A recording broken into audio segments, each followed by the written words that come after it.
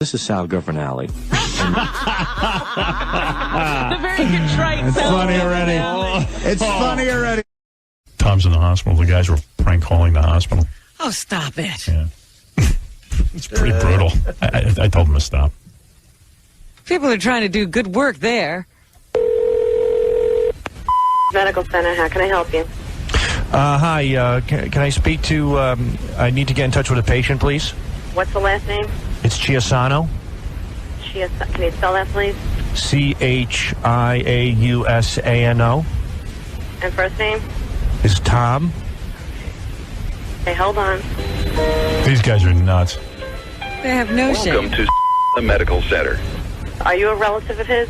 No, I just wanted to find out if he's dead yet. Excuse me? Is he dead yet? What do you mean, is he dead yet? I'm calling to see if he's dead. Are you... You know, that's disgusting. Get a life. Do me a favor. No, he won't get a Medical life. Center, He's how can going I to help call you? you back. Yes, hello, this is the Grim Reaper. Can I speak with Tom Chiasano, please? Go to hell. Well, that's where I'm heading, but I want to take Tom with me. Medical Center, how can I help you? Hello? I'm really upset. Someone, hello? Yes? I'm sorry, I'm so upset. Someone I know is in your hospital. What's the patient's name, honey? His name is Tom, and I just found out that he's still alive. No, get a life. Don't come here again. I'll call the police. Suffering hand, I gotta hear this. Oh. Woman takes her job seriously. He's still alive. That's so crazy. We're going to have the funeral on the air in case Tom doesn't make it. All right, Gary gave me a CD. He says somebody on our staff, somebody who works with us, I hope it's somebody everyone knows, was 16 years old, and his family brought him into a studio to record an album. Do I have this right? Is that story right? I think it sounds like it was a boy band or a rap type band or Marky Mark situation. And it's somebody now on our staff. Yeah. Evidently, it didn't work out. I can't wait for that. Yeah. Sounds great. I haven't heard it. It's a mystery record to us. All right, this is somebody who works with us. Oh, here's Baba Booey. Explain this. When this person was 16, they went into a studio, recorded an album. I understand that the family spent quite a bit of money. I heard that they hired, like, the guitarist or somebody from Foreigner. Whoa. And recorded a bunch of tracks. You'll be working with someone from Foreigner. Yeah. All right, here we go. Wow. Coming at you. Is that him singing?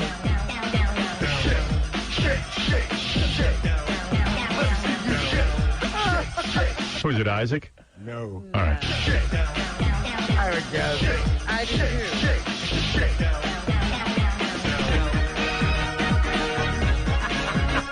too. Was the guy wearing a dress when he recorded it? Should have been. But the guy has tried here, hasn't Oh, who is it? Chauncey? Just let it get to the... I'm not just saying yo, and you're wishing you Fred, do you know who it is? Is it, give me a clue, is it someone from the E-staff?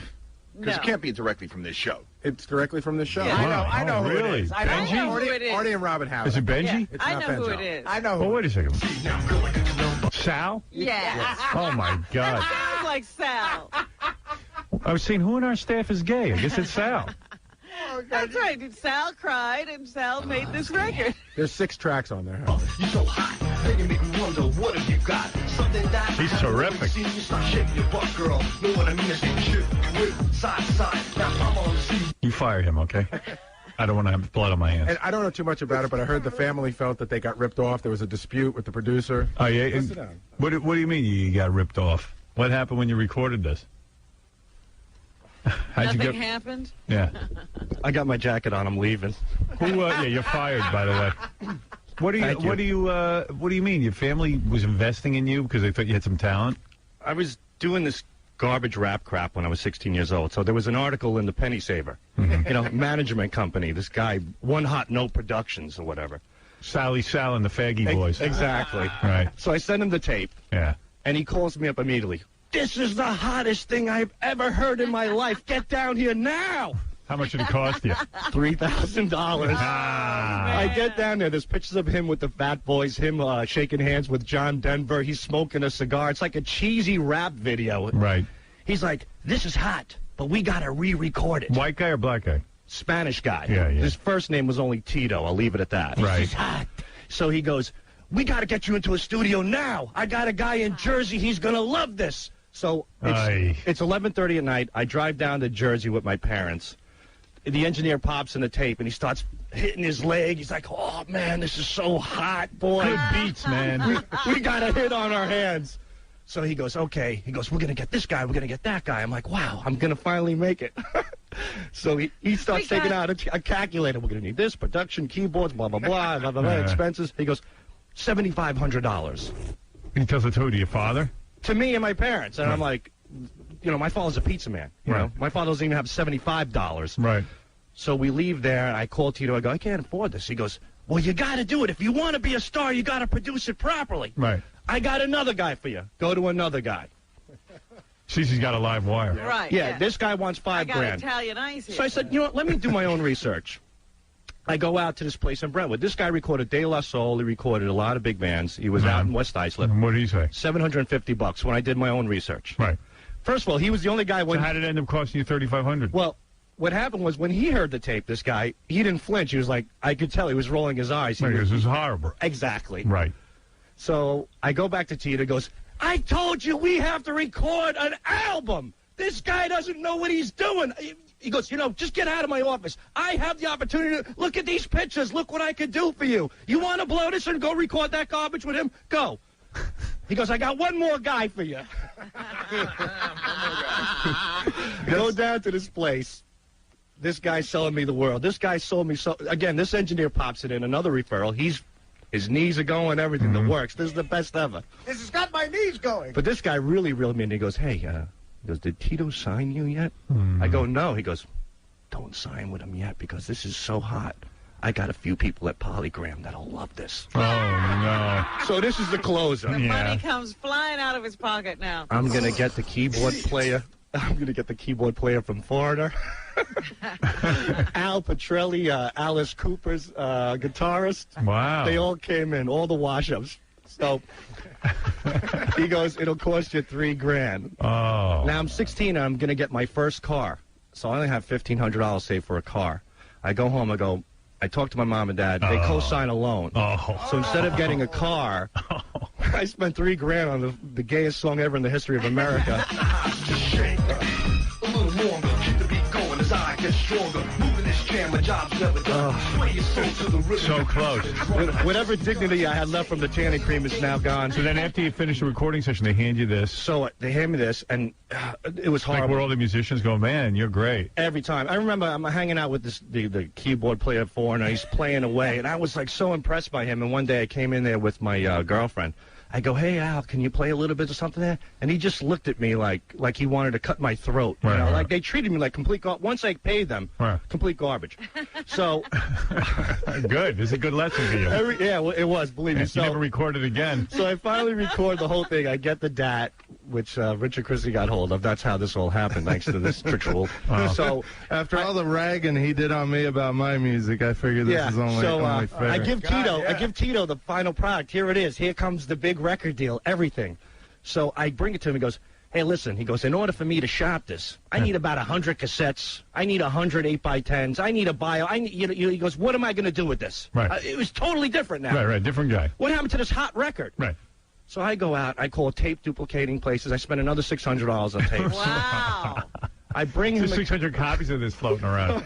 No wonder he was able to get a hold of it. I should donate it to the next gay parade. But, yeah. So I get the tapes. It takes me like 2 weeks to put these awful tapes together. I bring him down to Tito's office. The whole bag. I drag it in. There's a bag. He's like, okay, leave it by my desk. I'm on this, Sal. This is going to be great. Blah, blah, blah. 2 weeks, 3 weeks, 4, nothing. I call Tito, not in, he's busy, blah, blah, blah, blah, blah. Finally, I get him on the phone, like 3 months later. Yeah. He goes, hey, where the hell are my tapes? I go, Tito, I dropped off the effing tapes 3 months ago. No, you didn't. Exactly. He goes, what? I didn't get anything. Listen to me. If you're playing games with me, I can't deal with this crap. I got this, I got that, blah, blah, blah. I go, Tito, I gave you the tapes. Oh. He goes, Was your father freaking out? Oh, everybody was. You know what? Get out of here. My father would be, if I didn't take out the garbage, my father would be the first guy to kick me down the stairs. Right. This is the only time he actually took sympathy on me. So wait a second. So you spent all that money and you don't even have the tapes? Those were Tito has them. Right. Tito, yeah. He said he never got them. Maybe now he'll start promoting Is it. Tito still in that office? Do you call him every once in a while? Every once in a while, I think, I got to get this son of a bitch back, because it was just absolutely... What year is this, Sal? I was 16 years old quite some time ago, and then it was just terrible. The whole thing is... Guess what his name was, too. What? You're a dick. G-Man. G stands for garbage. Gangsta Man. Hey, Gangsta Man. G-Man. G-Man. G-Man. Good for you, Sal. Between the singing black and the tanning cream, it seems like you want to be darker. Fame, mind my business. I never did. I thought I could stop. Yo, you can kiss it, cause I'm the one who can rock the drum from the door of the day to the floor of the sun. So shake, shake, shake, shake. Hey, did you have a dance, Sal? Oh, yeah, you gotta see him dance. Do it. Come on, I don't dance. Come on. I don't dance. It's just Italian ice. Do You it. gotta dance. Yeah, I don't Italian break dance. Come on, Marky Mark. Did you have a whole thing with it? You did, you lied. does. Yeah, I did. I was a break dance. We were in a group called the Circuit Let me see you Breakers. do it. Do some lip sync. Come on. Come on. Get up there and do your act. Let me see what you do. Go ahead. Let me see. Oh, look. Maybe you'll be discovered, man. Here we go. Here, put the headphones on by Gary so you can dance. Yeah. This goes along with how he throws a ball. You got to see Sal throw a football. All right, here. You got to lip sync while you do it, too. No. Come on. Here. Let me see you shake, shake, shake.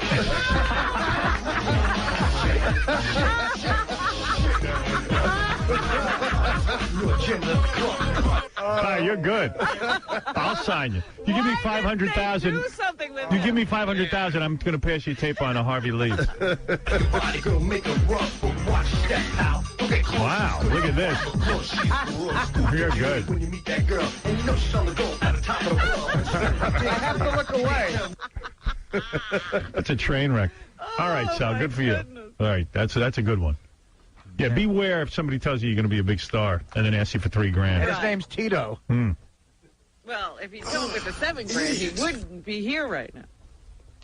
Are you like racist at all? Like, were you like, oh no, not only did I get duped, but it wasn't even a white guy to dupe me? Hey, I got videotape Sal took, and we're going to get into this tomorrow because I don't want to get into the whole story now, but Sal took videotape of Gary, Baba Booey, smoking weed in Amsterdam. Oh, really? Yeah. How did he do this? Was he secretly recording him? Yeah. Oh, my It's the God. funniest thing. Secret? I totally knew he was recording. You did? It didn't look it to me. He wraps those big lips around that joint, that legal joint. There's no hope for that joint, right? It's over. It's all, and he turns his head to the side. He's got a whole. Oh? Yeah, he's all proud of himself.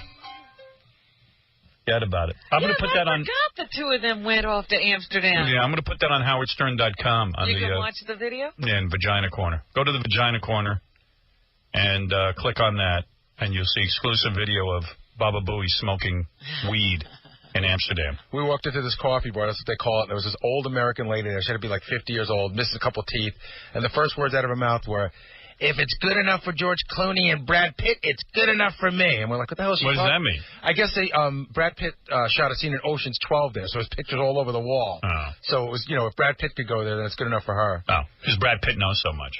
Exactly.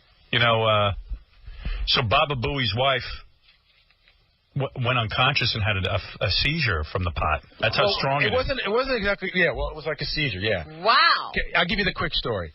Well,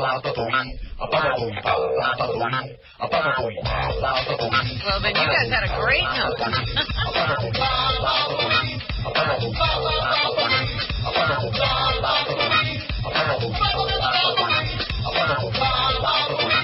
All right, here it's time for Sal and Baba Booey in Amsterdam. So I'll give you the quick part of the story. So we flew overnight. You know, you leave at 6 o'clock at night. You land at like 8 o'clock in the morning. Get to our hotel like 9 o'clock. Take a little nap. Noon, we're ready to roll. Now, we're there with the people at Heineken, who I have to thank. It was an amazing trip. And Gary said Sal was weird because all he thinks about is that there are legal whores there the whole time. He pulled me over to the side several times and goes, I could never live here. How could I live here knowing that they're around the corner? And I'm like, well, they're around the corner everywhere. And he goes, aren't you thinking about this? And I go, I got to tell you, I'm sort of not. Like, I thought about it when I walked by, and then I was gone. And I didn't and think it left your mind. Sal, admit it. You didn't stop thinking about it until we left Amsterdam. My wife got so pissed off. Why? Because all I kept saying, let's go back to the red light district, let's take some pictures, let's look at some other people. She goes, you sound like a desperate pervert. Cut it out already. Could you ever say to your wife, look, let's go visit a whore and like let's just mess around with this? I tried that. I go, hey, when in Rome, you know, it's Amsterdam. I mean, can I get a free pass? Technically, it would be fun, you know? Like you ride the donkey on the Grand Canyon. But how do you make it fun for her? Like, what's in it for her? Maybe I could get. I'm not as horny, so I could get to stay away from her. He won't sleep with her. It would be the relief. No, but would she ever like join you and like you'd sit in a room with one of them? Dude, she doesn't even do me. Think she can do a stranger behind a window? Then maybe just do some light touching and nothing, huh? No way. Yeah. But I'm sitting at the bar and she's. Would you ever ask Mary for that? No, because she's not into it. I mean, I had the thought for a minute, like. Maybe somehow she might get off if she watched. Well, you know, some chicks think that. And I go, she's into bestiality. And then I go, that's my thought. Right, you're having that conversation with yourself. Yeah, so it never even dawned on me to broach that subject. Like, are there any chicks that go, oh, I think it'd be really hot if you went into into there and had sex with one of them in front of me? I've heard that there are some chicks that like to watch. I've yet to meet one. Yeah. I'll tell you who they are. They're the girls that you date. If you have a lot of money and you're hanging out in Amsterdam, a girl's going to say, hey, sure, let's give that a shot. There's no wife that'll do that. No, never. No married man is loyal in Amsterdam. Impossible. Absolutely impossible. There's plenty of guys. Were the girls hot? Smoking. Yeah, and we were out at Howard. We were out Tuesday at noon. And they were hot? I said to him again, that is so not the A-team. You know what's cool about this show? Like a year ago, Sal was a listener. Right. Now he's going to Amsterdam with you. I tell you. We had a great time. I was so scared and intimidated to meet Mary Delabate because it's not every day you go to a vacation where you're hanging out with somebody's husband you ridiculed for 10 years. That's true. And you got your job ridiculing him. I was really, really worried. And at first I felt a little tension, but eventually I cracked her open. Here's the deal. She loves him. Oh, really? Sal made her laugh the entire trip. And not at my expense, either. Really? And I love her. I swear to you. Before this trip, she was so dreading Sal. She did not want to go on this trip with Sal. She hated Sal. Yeah. Sal's a funny dude, I got to tell you. He's a funny dude. Sal's a good guy. You know, sometimes you got to calm him down because he gets into weird areas. Like I don't know if you know, in Paris, right? You go down the, what is it, Robin? The Champs-Élysées. Champs-Élysées. It's almost all Middle Eastern now. When you go Really? there. We were like when you go out late at night, we were the only white people out there. It's like burkas gone wild. It's just towels. The Champs-Élysées? Yes, I don't even know how to say that. I didn't even know that. That's what you call it. Even now, I don't know that. But it's a section of Paris that is clearly all Middle Eastern now. Wow. A lot of tourists. But I mean, we were the only. It almost would be like we were going to Harlem. minorities. You know what I mean? We were the only white people in Harlem, and their culture is they stay out really late at night. Did they think you were white? I don't know what they thought of me. Because you don't look where's that your way. burqa? Right. But we, you know, they stay out really late at night, like 5-year-old kids and babies. We went to get a table at 2:30 in the morning at a restaurant, and we had to wait 20 minutes. Packed. Wow. Right? And two people with kids. So Sal is doing a joke a minute, and Sal's wife's kicking him. She's like, we're not in the United States anymore. He's like, look at all these burkas. Making jokes. I don't remember that. So we had to reel him in a little bit. Was he drunk? It was funny. What are you saying was funny? It's just not a good idea when people beat you up. I was doing that because Mary was getting a kick out of all the burkas. Women dressed in burkas. Because we put Gary in a burqa. No, you know what's weird? I thought that the Muslim people were supposed to not be into certain things. So you see these women in burqas with a ton of makeup on, and some of them weren't bad looking. Right. And I thought they were supposed to have like fake eyelashes and eyeliner and lipstick. And then you see them in. But in a burqa, how can you tell they're wearing? Well, because the burqas they were the ones that were like forehead to chin. Oh, sexy. Well, so the eyes were made up. Right. Yeah, and the faces were made. You could see everything, and you know. So that ain't a burqa, dude. But some of them were in burqas too. Right. It's like a curtain. It starts at their forehead and goes down to their feet. And but they're drinking at 2:30 in the morning. It's like a clan roll. What does Olive think of this? You know, drinking. She's wrapping herself up. Yeah, all boozing. Yeah. The works. They're eating shrimp like Gary, and it's all over the place. Weird. They're all going nuts. And I'll tell you, that's why France is not helping us, because the Arabs are assisting their fun. funding the crap out of he that was country. saying stuff like Oh, you know what, dude? You don't say that when you're sitting right there. You were You're saying gonna kill stuff you. like that. Yeah, that's what I was saying there. All right, so tell me what happened when your wife passed out. So we get there, we flew all night. We haven't had anything to eat. Noon, we get on a little boat because Amsterdam's all canal. So we're going around a boat ride. As soon as we get on, Heineken, start popping them open. We're pounding them down. Right. We haven't even eaten lunch yet. Right. We're eating like these little tiny, Petty fours. Yeah, and then, 3 Heinekens and another petty four, like 3 Heinekens. Okay, but we're feeling good. So we stop and they say, let's go to a coffee bar. Cool. We walk into the coffee bar. The lady tells us it's, this is where Brad Pitt hangs out. So we sit down, a couple more Heinekens, and you go and there's a menu, and the menu tells you. And your wife's drinking like that too? Not as much, but she's drinking. She's drinking. There's a menu, and they tell you, like, one of it's called, gotta sit down. Like, after you smoke this, you have to smoke the sitting down. Right. You can't even be standing up. That's like the biggest stuff they have. The weed's so powerful. And then they tell you there's probably about 20 different kinds of weeds, and they're all different variations. We order pre-rolled 2 joints of the mildest stuff there is. What's that cost? $6. 2 joints, $6. Yeah, mildest stuff. Yeah, mildest stuff, right? And big joints, right? Right. So the guy says, is that the stuff you're smoking on Vagina Corner? Yeah. Okay, go ahead. So the guy says to us, here's what you do. You take 2 hits, wait 5 minutes. If you feel your heart start to pound a little bit or whatever, Oh, my God. he goes, come to me. I'll give you a sugar cube. Calm you right down. Okay. And this is the mild weed. And he looked at Gary and said, I'll give you. Yeah, I know. We did that joke sugar too. cube. We did that joke too. Sugar cube. What, horses eat sugar? Right. The guy said Gary wanted to give him a sugar cube. So first Goes in for the weed? No, you're a horse. Well, first of all, I think they just give a sugar stick, but when they saw Gary, the guy goes, sugar cube. I got pictures of this place. We'll throw them up on the website. I got pictures of everything. Sir, would you like a carrot? So we go back to the bar. We light it up. Send it around once. Everybody does do their your thing, 1 hit. Right. Send it around again. My wife doesn't even take it a second. She's like, no, I'll pass on it this time. 1 hit. Right. Okay. It was phenomenal. Some of the best I ever had. Put me in a great mood. You're flying. But just like in a really happy mood. Right. Not wasting it in my mind or anything. My wife is sitting on a chair, and she starts to say, it's a little bit stuffy in here. I need some air. Maybe I said, you want to go outside? She's like, no, but it's like a little stuffy in here. Sal, going to be the good guy. Sal goes, Mary, do you need a sugar cube? And she goes, yeah, why don't you go get me one? Sal goes back to get the sugar cube. All of a sudden, I look at my wife, and she's like sort of talking nonsensical, like I'm asking her a question. She's answering something completely different. Wow. Right. So I turn around and I say, are you okay? And Sal's wife goes, I don't think she is. So I grab my wife by the chin, at which point her head starts shaking. Wow, like uncontrollably. Like uncontrollably, and her arm and her head starts shaking. Like almost like a seizure. Yeah. I'm like, her Mary, eyes go into the back of her head? They're going back, and I go, Mary, are you okay? Are you okay? And then, boom, she's out. Oh. She's dead out. Dead out. Did you think she died? I'm thinking to myself, she's dead. What am I going to tell the kids? I took her. I got her stoned. I killed the poor woman. I was like crazy. I mean, really. 1 hit at a weed. Right. 1 hit. Man.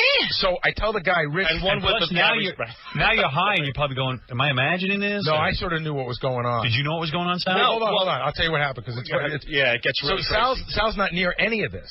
Right, he's getting the sugar cube. Right. He's getting the sugar cube. Online. So Rich from Heineken was the guy that took us all around and everything. Again, I know the guy like an hour and a half, right? I'm like, Rich, grab her arm, help me. And he's like, what? And then he took one look at her. We both grab her by the arm. At this point, so I can tell you, he turns around. The only thing he sees are Mary's toenails dragging on the floor. Yeah, It was like carrying a dead body out of a boxing ring. Wow. She was slumped over Gary's shoulder and the Heineken guy's shoulder. Was the whole place freaking out? Well, no. We're going to get to that. They were all relaxed. So if she was dead, would you have just dropped her and gone right to the whorehouse? No, I would have. So Sal's wife, on the way out, yells to the guy behind the bar, call an ambulance. Right. Okay. Yeah. We get out front. In front of this place, there's an empty chair. Okay. Put her right in the chair. Boom. She comes right to. She feels fine. She has no It was just the recollection of anything. Right. She didn't know what happened. She was really embarrassed about the whole thing. And then we realized... Did she wet herself? No. Too bad. But we realized, first of all, this happens every day. When Sal's wife said, call the ambulance, they thought we were the biggest retards in the world. Right. This happens like 20 times a day. That's why the empty chair is out there. Oh. The empty chair is out there for people like her. Right.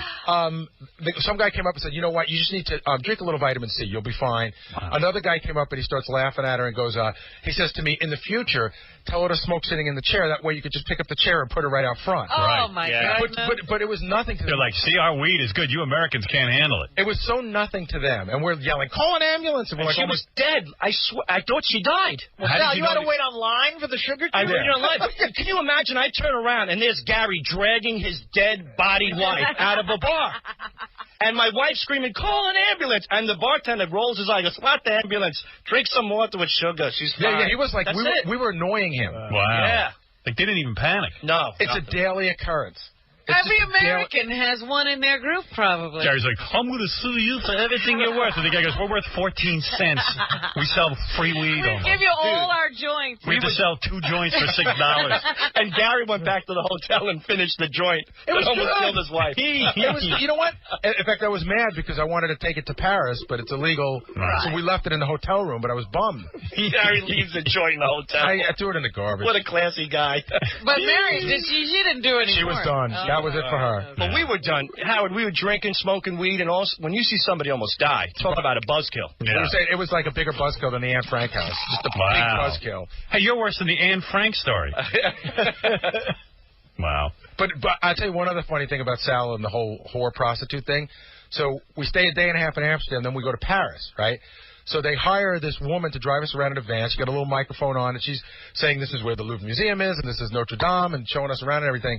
So Sal goes, oh, hey, do they have a red light district in Paris? And she goes, they do. But Sal thinks every country has a legal red light district. Right, yeah, it's illegal in Paris. So he thought it was legal there. And he goes, really? And he goes, and just there's prostitutes out there? And the woman's, yeah, there's definitely, they have all that. And Sal's like, can we go there? And she's like, well, they're not really out till night. This is at like 1 in the afternoon. Right. And Sal's wife's like kicking him. She's like, what's wrong with you? Yeah. And we had to explain to Sal that it's not legal in Paris. Like I'm retarded. Every city has a red light district. Yeah, we have one here, I'm sure. Yeah, Dominic. Yeah, what really happens is a hypoglycemic seizure. When her sugar level went so low that she passes out. Why does the pot bring it on? Well, you know what? Because the pot raises your sugar level first, and then all of a sudden, any alcohol, and then your body's searching for sugar. You don't have it. I have a feeling Dominic's body's always searching for sugar, too. I'm so thin now. Dominic, the doctor here. Yeah, you got to see me now. I'm so thin, I don't even get diabetes anymore. But that's really what happens. He doesn't even get it anymore. Right. And when you get the low, a lot of people, that's the paranoia. Because your body is disorientated. And then you pass out. Disoriented. Yeah, disoriented. I'm think like Gary. And what happens also is the alcohol, the trip, she actually passed out. So some people can have a dangerous seizure at that level. Like a stroke. Of course. It looked like she was having like an epileptic seizure. Wow. Oh my God. Dominic, isn't it true your body searches for cheeseburgers? Forget sugar. All right, there's Dominic explaining what happened to Mary Delabate. I know a guy who went with one of his relatives, and he told me the same exact thing happened. So I think it's a common thing. Hey, Aaron, you're on the air. Howard, how's it going? Hey. It happens all the time. I have family from Holland, and it's ridiculous. People get so high. You take 1 or 2 hits and you're done. Yeah. I can't believe Sal managed to not escape the hotel room or something late night. Dude, I tried so bad. It was awful. It was like... Are the hookers hot? They're ridiculously hot. Hookers of all nations, Howard. Do you know that supermodels fly in from Russia on Thursday and leave Sunday? These girls are on billboards in Russia. They're well known, but they privately go to Amsterdam. They make like 25, 30 grand over a weekend. How did you know that? Because I didn't hear that on the From tour. the guy from Philly and Jersey, the guys who moved in, the husbands. The husbands know... I met 2 husbands from Jersey. They live in Amsterdam now. They're like, this is the best place in the world. Heineken takes care of us. They pay all our bills. And I go, what about the whores? The guy goes, $65. Everyone's exactly the same price. And he gave me the whole history on them. You know, $65. 65 euros. And you know that's gone up. 65 euros. Euro. $80. $80. That's Sal, it used to be like $40. Since the euro came in, now it's gone up. Yeah, it's gone up, huh? Howard, I would tell you. How hot are the chicks? Are they as hot as Playboy? They're on the ridiculously weekends. hot. Yeah, the hottest girls I've ever seen. Here's what I can tell you. What do you mean on the weekend? I was there on a Friday night, right? Robin and I went last time. But even on the day that we were there, you go down one road and it's like just black chicks. You go down another road, it's like Asian chicks. It's a very segregated, so you know where you're going to get what you want. But we walked down this one road and they were like a bunch of like hot Russian chicks. It was like and then they have the locals. When you say hot, how hot? 7 to 8. As hot as like Savannah the porn star? Okay, here's the deal. As hot as Jenna Jameson? On Tuesday, they were 7s and 7.5s, right?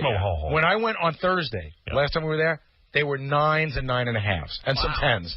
Howard, they were phenomenal. Yeah. A 9? $60. Annoying. No, I'm telling you, Howard. Dude, you can't believe chicks this hot are prostitutes. You can't believe it. $60. Wait a second. Across the board. 60 Are they as euros. hot as Jenna Jameson? Yes. Yes. Yes. Some of them are 18, Howard. Absolutely. And Howard, some of them, they look like they're 15 years old. And I don't like young chicks.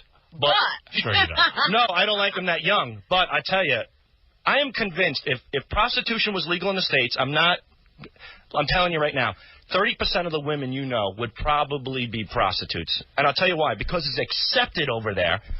And nobody has a problem with it. These girls look like cashiers at Kmart. You know what I'm saying? They're the everyday girl. You got the black, the Chinese, the young, the old, and they're all standing in the window smiling, ready to service you. Naked in the window? No, they're in lingerie. They got to be dressed. Bikinis or lingerie. And Howard, you're I telling me asked there are them- girls that look like Jenna Jameson? Yeah. Yes. I asked them, why are you here? Why don't Like you do Jenna porn? Jameson? Like Yes. Jenna Jameson. You ask them why they're not doing porn. You can make so much money, and they say, oh, I don't want people to see me. Is there anyone who looks like Pam Anderson? No, I haven't seen it. No, but they're actually all a little bit more natural looking. Better looking than Pam. But they're natural looking. Like, you don't see a lot of implants and a lot of that And no weird one, look. you guys didn't go, huh? I guess you couldn't get away from the Each light. aisle, Howard's like a supermarket of vagina, and the first window's a black girl, the second window's a chunky black girl, the third window is two chunky black girls. It's like they bang out every fetish as you go down the line. Wow. And then the next aisle is like a young Swedish girl, and then two Swedish girls, and then a brunette Swedish girl. And the Swedish girls are as hot as Jenna Jameson. They're hot, Howard. Dude, they are they're hot. Unbelievable. I will take a chunky black girl. Sal, did you find the alleyway and walk through there? Yes, that's where the Skinny alleys where the I hot was chicks there. are. Skinny alleys. Yeah, My guys with hard-ons. It's skinny to begin with. It gets so small you can barely get And to you're it. saying skinny alleys is the Squeezing same through, price Howard. as the fat Asian girls? Yeah, skinny alley's the best to go with your wife because my wife's behind me and she can't see my facial reactions. I'm winking to the girls and licking my lips. You know what? He was winking to the girls. What do they do? I didn't They see. wink back and they finger you in. You know, they wave their finger to come in, and I just shrug my shoulders and No, I'm a pussy. Yeah, They crack the door open. Oh, come on in, baby. I love you. Can you bring in your weed and smoke Yeah. with it? Sure. Yeah, it's all part of that neighborhood. I'm telling you, Howard, how we haven't done a show from there. Let's It's go. beyond me. We have The only thing is the prostitutes don't want to be photographed. No. Right, they are very cares? private. But I could pay them €80 and say, come on over to the coffee shop. We want to interview you. Definitely. Right. So you can buy a $3 joint of the most amazing weed and take it to a $60 hooker. Exactly. Who looks like Pam Anderson. Exactly. And smoke the joint Yeah. with her and then have sex with her. How much did Cape Cod cost you? Divide that more by than 69. $60? Right. Divide that by 69. You would have had a different whore every night, sometimes twice, 3 times a night for And a week great straight. weed. And she's not telling you not to drink. How does that not beat Cape Cod? That's Howard, Cape I would- Cod. Let The me other try to thing. think about that. It's not Cape Cod. It's Cape. Beep. Hey, can I talk about the picture that we took at the church? Disneyland. Yeah, I don't So care. Sal's so funny. So we're in Paris. We're at Notre Dame, right? Right. Sal talks to everybody. I got to tell you, Sal's one of those guys just starts talking to anybody he can find. So our wives are up front in front of the church. It's a big courtyard and everything. We're in the back. There's these 3 girls from London. Sal starts rapping right away. Oh, where you from? Starts talking to them. One of the girls, she's a fat chick, right? Right. With but huge boobs. Like Right. this. So Sal's like, I really need to get a picture of those. And I'm like, what? So he goes, do me a favor. I'm going to ask the girl if I could take a picture with her, but don't take a picture of me. Just take a picture of the boobs. Because I don't want my wife to see me next to boobs. Yeah. So Sal goes and puts his arm around her, and I zoom in for him. You got that picture? Yeah, I got it. You put it up on the web? Yeah, I emailed it to Jason. Great. And then I made the what symbol is this called? I don't know. Okay. The okay symbol, and the fat girl looked at me and goes, "That's not okay." Yeah, I think she figured out something was going on. It was weird. Because you know what happened was I didn't know how to work the Zoom. It's weird when you see the camera going up your dress and you're supposed to be taking a picture. My wife is lighting a candle right now in the church. Right, I'm taking praying. a picture with huge boobs, making the okay symbol. Talk about a mismatch. The other funny thing is Sal's wife is so pretty, so I nice. know. I don't believe that Sal's wife knows where he goes every day. Like, she doesn't listen to the show. Good. She really hardly knows what he's up She to. doesn't know about the boobs. Whenever, I can't wait till we go to Syria. Boobs. Yeah, and whenever something weird happens, she sort of hears it third hand, and Sal squashes it before. Like, so she doesn't really know what he's doing here. Thank goodness. Yeah. I wouldn't have a job. You see that picture? Oh, look at that chick's boobs. Yeah, but you got the face in there. I could. That was as tight as it would go. I'll send you the other one as well. You can crop it. You know, it was ugly. Those are nice. She's cute. At one point, Sal got up. I didn't know how to work the Zoom, and Sal zoomed it in. I think it was pretty obvious what we were up to. Who cares? A bunch of whores. Bong hit Eric. You're on the air. Hey now. Hey now. Yo. I wanted to confirm that the weed out in Amsterdam is truly spectacular. And I actually also had a friend that I was out there with who also had that same type of paranoia experience. Now, do you have to lighten up when you go over there, right? You don't get the heavy stuff either. Oh, I get the highest grade they have. Really? Oh, yeah, this guy's an Oh, he's a seasoned guy. Yeah, well, you know what it is, Robin? What? When you don't smoke a lot of weed.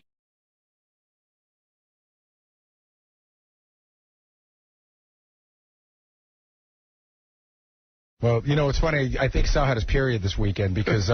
well, after my meltdown on Friday, I got very drunk. So when I got drunk Saturday night, him and Richard went to Chicago. Right. For a gig. For a gig. Hey. So I don't know which part you want to hear first. The Windy City. We're gigging. Yeah. So let's start with the part where, you know, Richard is obsessed with Halloween. Favorite holiday of the year. Yeah, this is my day. He flew to Florida a couple of weeks ago to go see a haunted house, so he loves haunted houses, loves to go and see them.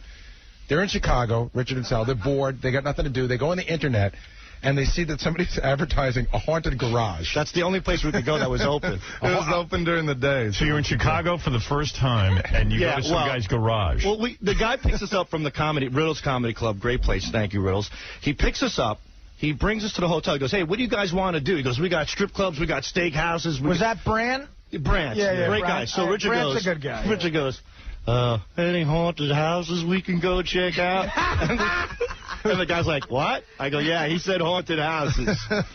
Yeah, So they find a haunted garage, right? So they go to it. It's in some guy's house. It's in some guy's house. It took like an hour to find. It was in a neighborhood house. It's not nowhere. Okay, it's not ready yet. You know what I mean? Like the guy's still putting it together. Yeah. So they got this whole thing going on. Put those pictures up on howardstern.com. Let me see it. All right, so let me see these pictures.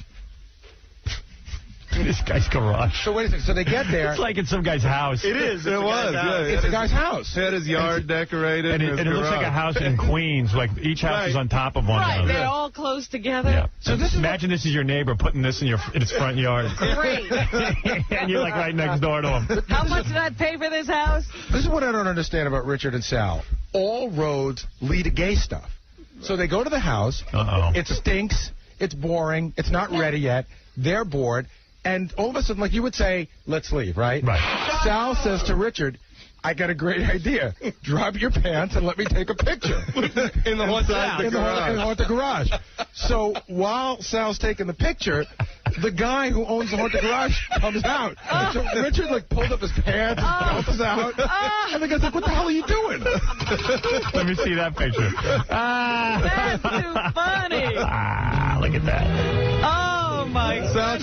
That's right at the point where the guy caught me. I'm looking over. I was so scared. What, Richard said completely naked you were? Like, well, look at him. I got in my boxers. Just not your His boxers. wiener hanging out. Richard said, the guy's like, what are you doing? And Richard said nothing, but in the meantime, his belt is open and his zipper's down. I was buttoning my pants as fast as I could. In his garage. The guy's nice enough to let you in. And then the grandfather shows up, and he looks like Marty Feldman from Young Frankenstein. Yeah. And he's wobbling up the driveway, and he sees us after Richard just fixed his pants, and he says to Richard, "Hey, were you scared?"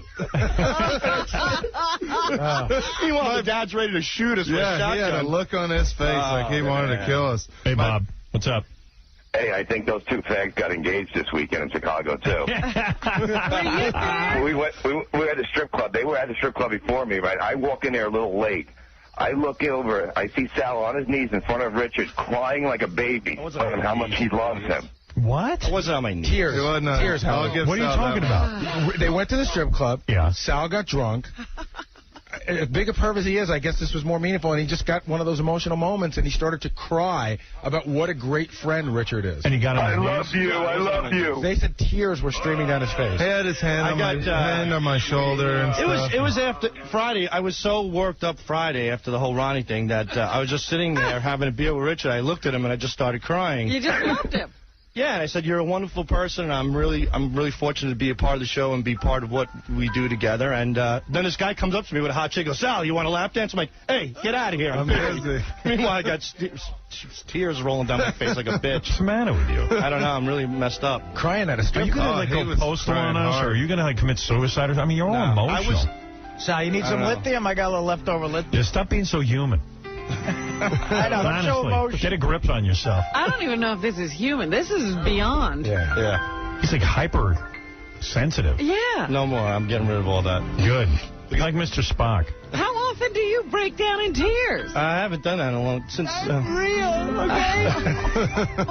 Not since I got married, Robin. When's the last time you told your wife that she's your best friend and how lucky you are to be with her? Never cry around your wife, dude. Ever. Before we got married, and she got up and wiped her mouth. Well, maybe if his wife would take him to a strip club every once in a while, he'd do it. Hey, Bob, can I congratulate you on how good you are on the news? He really is. Oh, thank you, sir. Yeah, you really are good. What's he doing on Bob's the news? definitely going to be doing stuff with us. Like commentary. Oh, that's great. Yeah, Bob's Thank good. you. I got some ideas for you, pal. You're the man. I love you. I'm not leaving you out in the cold. I'm going to come up there this week and cry to you that I love you so much. You may have a reason. I don't know what Sal's problem is. Well, Richard, what were you doing? He was crying. Were you getting all creeped out? I was just drinking, checking out the chicks, and he starts looking right into my eyes, and he's like, you know, I got to tell you how much you really mean to me. You're such a good friend. I'm so lucky. I was like, wow. And I felt a little uncomfortable, but I thought it was nice of him to say it. But he was touching you at the same time. He had his hand on my shoulder, I think. I don't know if I'd choose this setting. That wasn't my hand. Might be better to tell me this some other time. Yeah, when we're not surrounded I know, by I was hot trying chicks. to check out the chicks. But Richard's like, look, I'm all for gay stuff. Later. but there's a time and a Why do you place. wait till we go to the haunted house? Why don't we make up another excuse why we had a bunk together? Right. Yeah, So we- you guys are more compatible than you and your wife. Yeah, we are. Yeah, we stayed in the same room again. Again? Why? Why? Because the I love the excuse. I love the excuse last time was a comic you were with got laid. I've been on this tour. Nobody gets laid. Why were you in the other room? because the place, they don't want to pay for an extra room for us. It's No, that's a become lie, Sal. They always buy extra rooms. That's what Craig told me. What Gas told me. I know, Brand. I think these places just assume we enjoy being Yeah, together. I think and they put us think we together. want to be. Well, dude, every time they get you a separate room, you go in and sleep with Richard anyway. Did you Yeah. protest in any way when the guy said one room for you? You go, no, really, we need a room each. Did you say that? Yeah, we don't care. Hey, can I ask you something? I'm being serious. You think you might be gay? Absolutely not. You think you're in love with Richard, maybe? No, not gay. Do you ever feel like maybe you want to do things with him? No. But Richard, I mean, I don't know what lately, he just takes his junk out everywhere all day But you long. encourage And him you to. start crying. And I cry over it. And say thank you. Yeah, honestly, man, what's going on? I don't know. It's pretty funny. And why are you showing him your junk? He shows everybody. Sal wants It's like to a toy. see my Sal wants to see my bouquet. I got a part of my body that's been changing lately as I get older, too. That I Your was showing sack? Sal. No, I hope I can even say, you know, No, wait, you clean can say it up. gunt, right? Yeah, your gut you can say. But I have a gawk. What's that? A gut and All right, let me see. Oh, my. Let me see what you're talking about. gross. You want to see the gawk? Let me see what a gawk. You know what a gunt is? Yeah. A chubby area above my area. Oh. I can't. Don't say that. He's so I can't say stupid. that. All right, pick it up. Pick that up. Really? What? No, No, no, the other Oh, my way. God. And brush your teeth.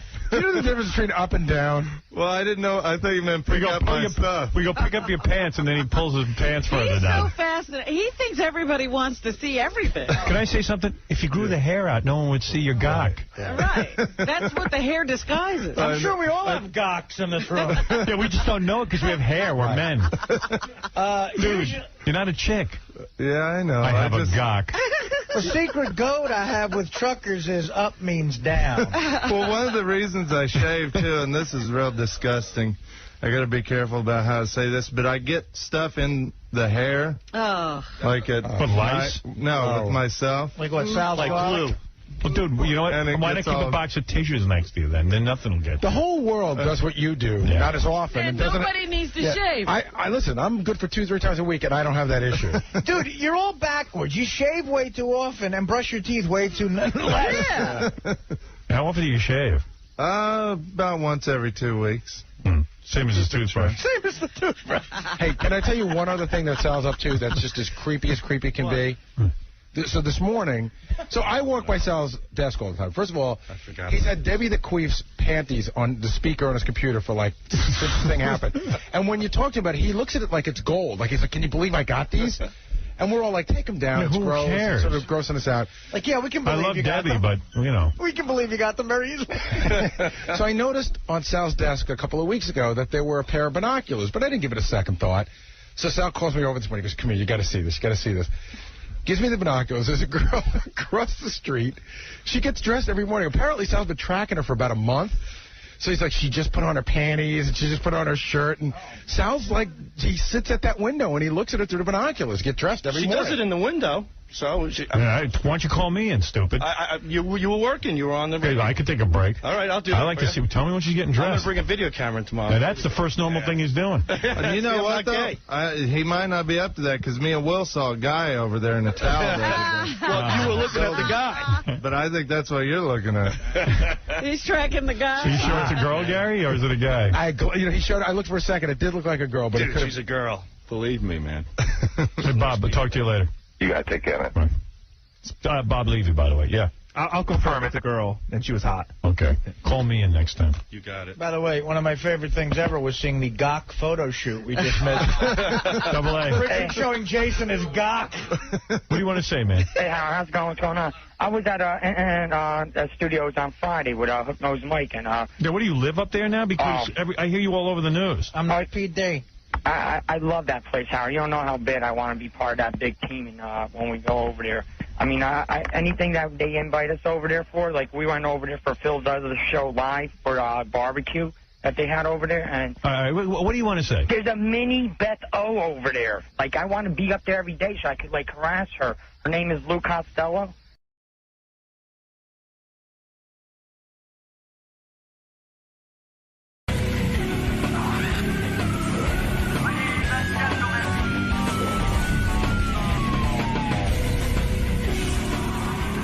I just had a Tim moment.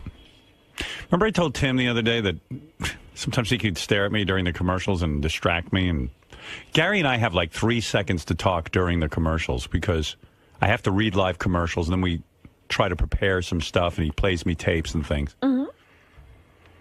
So I'm sitting here and I'm waiting for Gary and Tim comes over and he goes, award-winning American Idol spot. What? Well, that's what I said, what?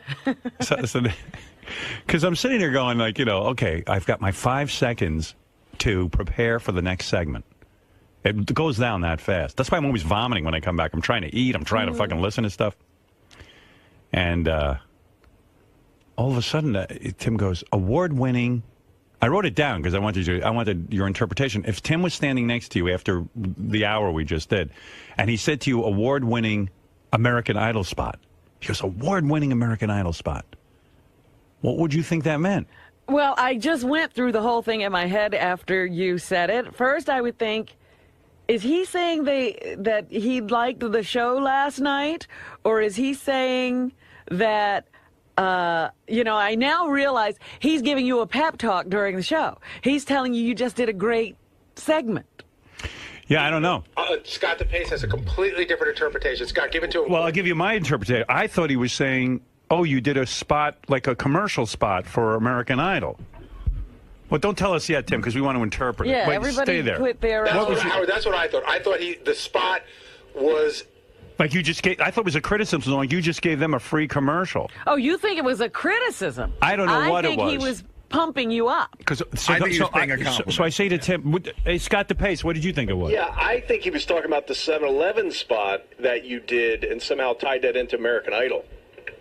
Wow. Oh, yeah, because I had just done a 7-Eleven commercial. That's when he said it, and I thought, oh, is he saying I did a really good job on that read or something? Like, was he... But anyway, so I had told Tim like 11 days ago, maybe as early as 11 days ago, I said, Tim, I know you want to come in during the commercials, but can you not distract? I mean, I said, I don't mean to be mean, because I love Tim, and Tim does a great job, and he's a sweetheart, and he gets so hurt when I say these things. You do, you do get hurt when I say these things. But I go, Tim, is it really necessary to come in here and distract me? Because for years on terrestrial radio, I didn't even know you, and I somehow got through everything.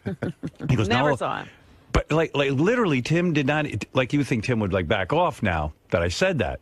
But no, not at all.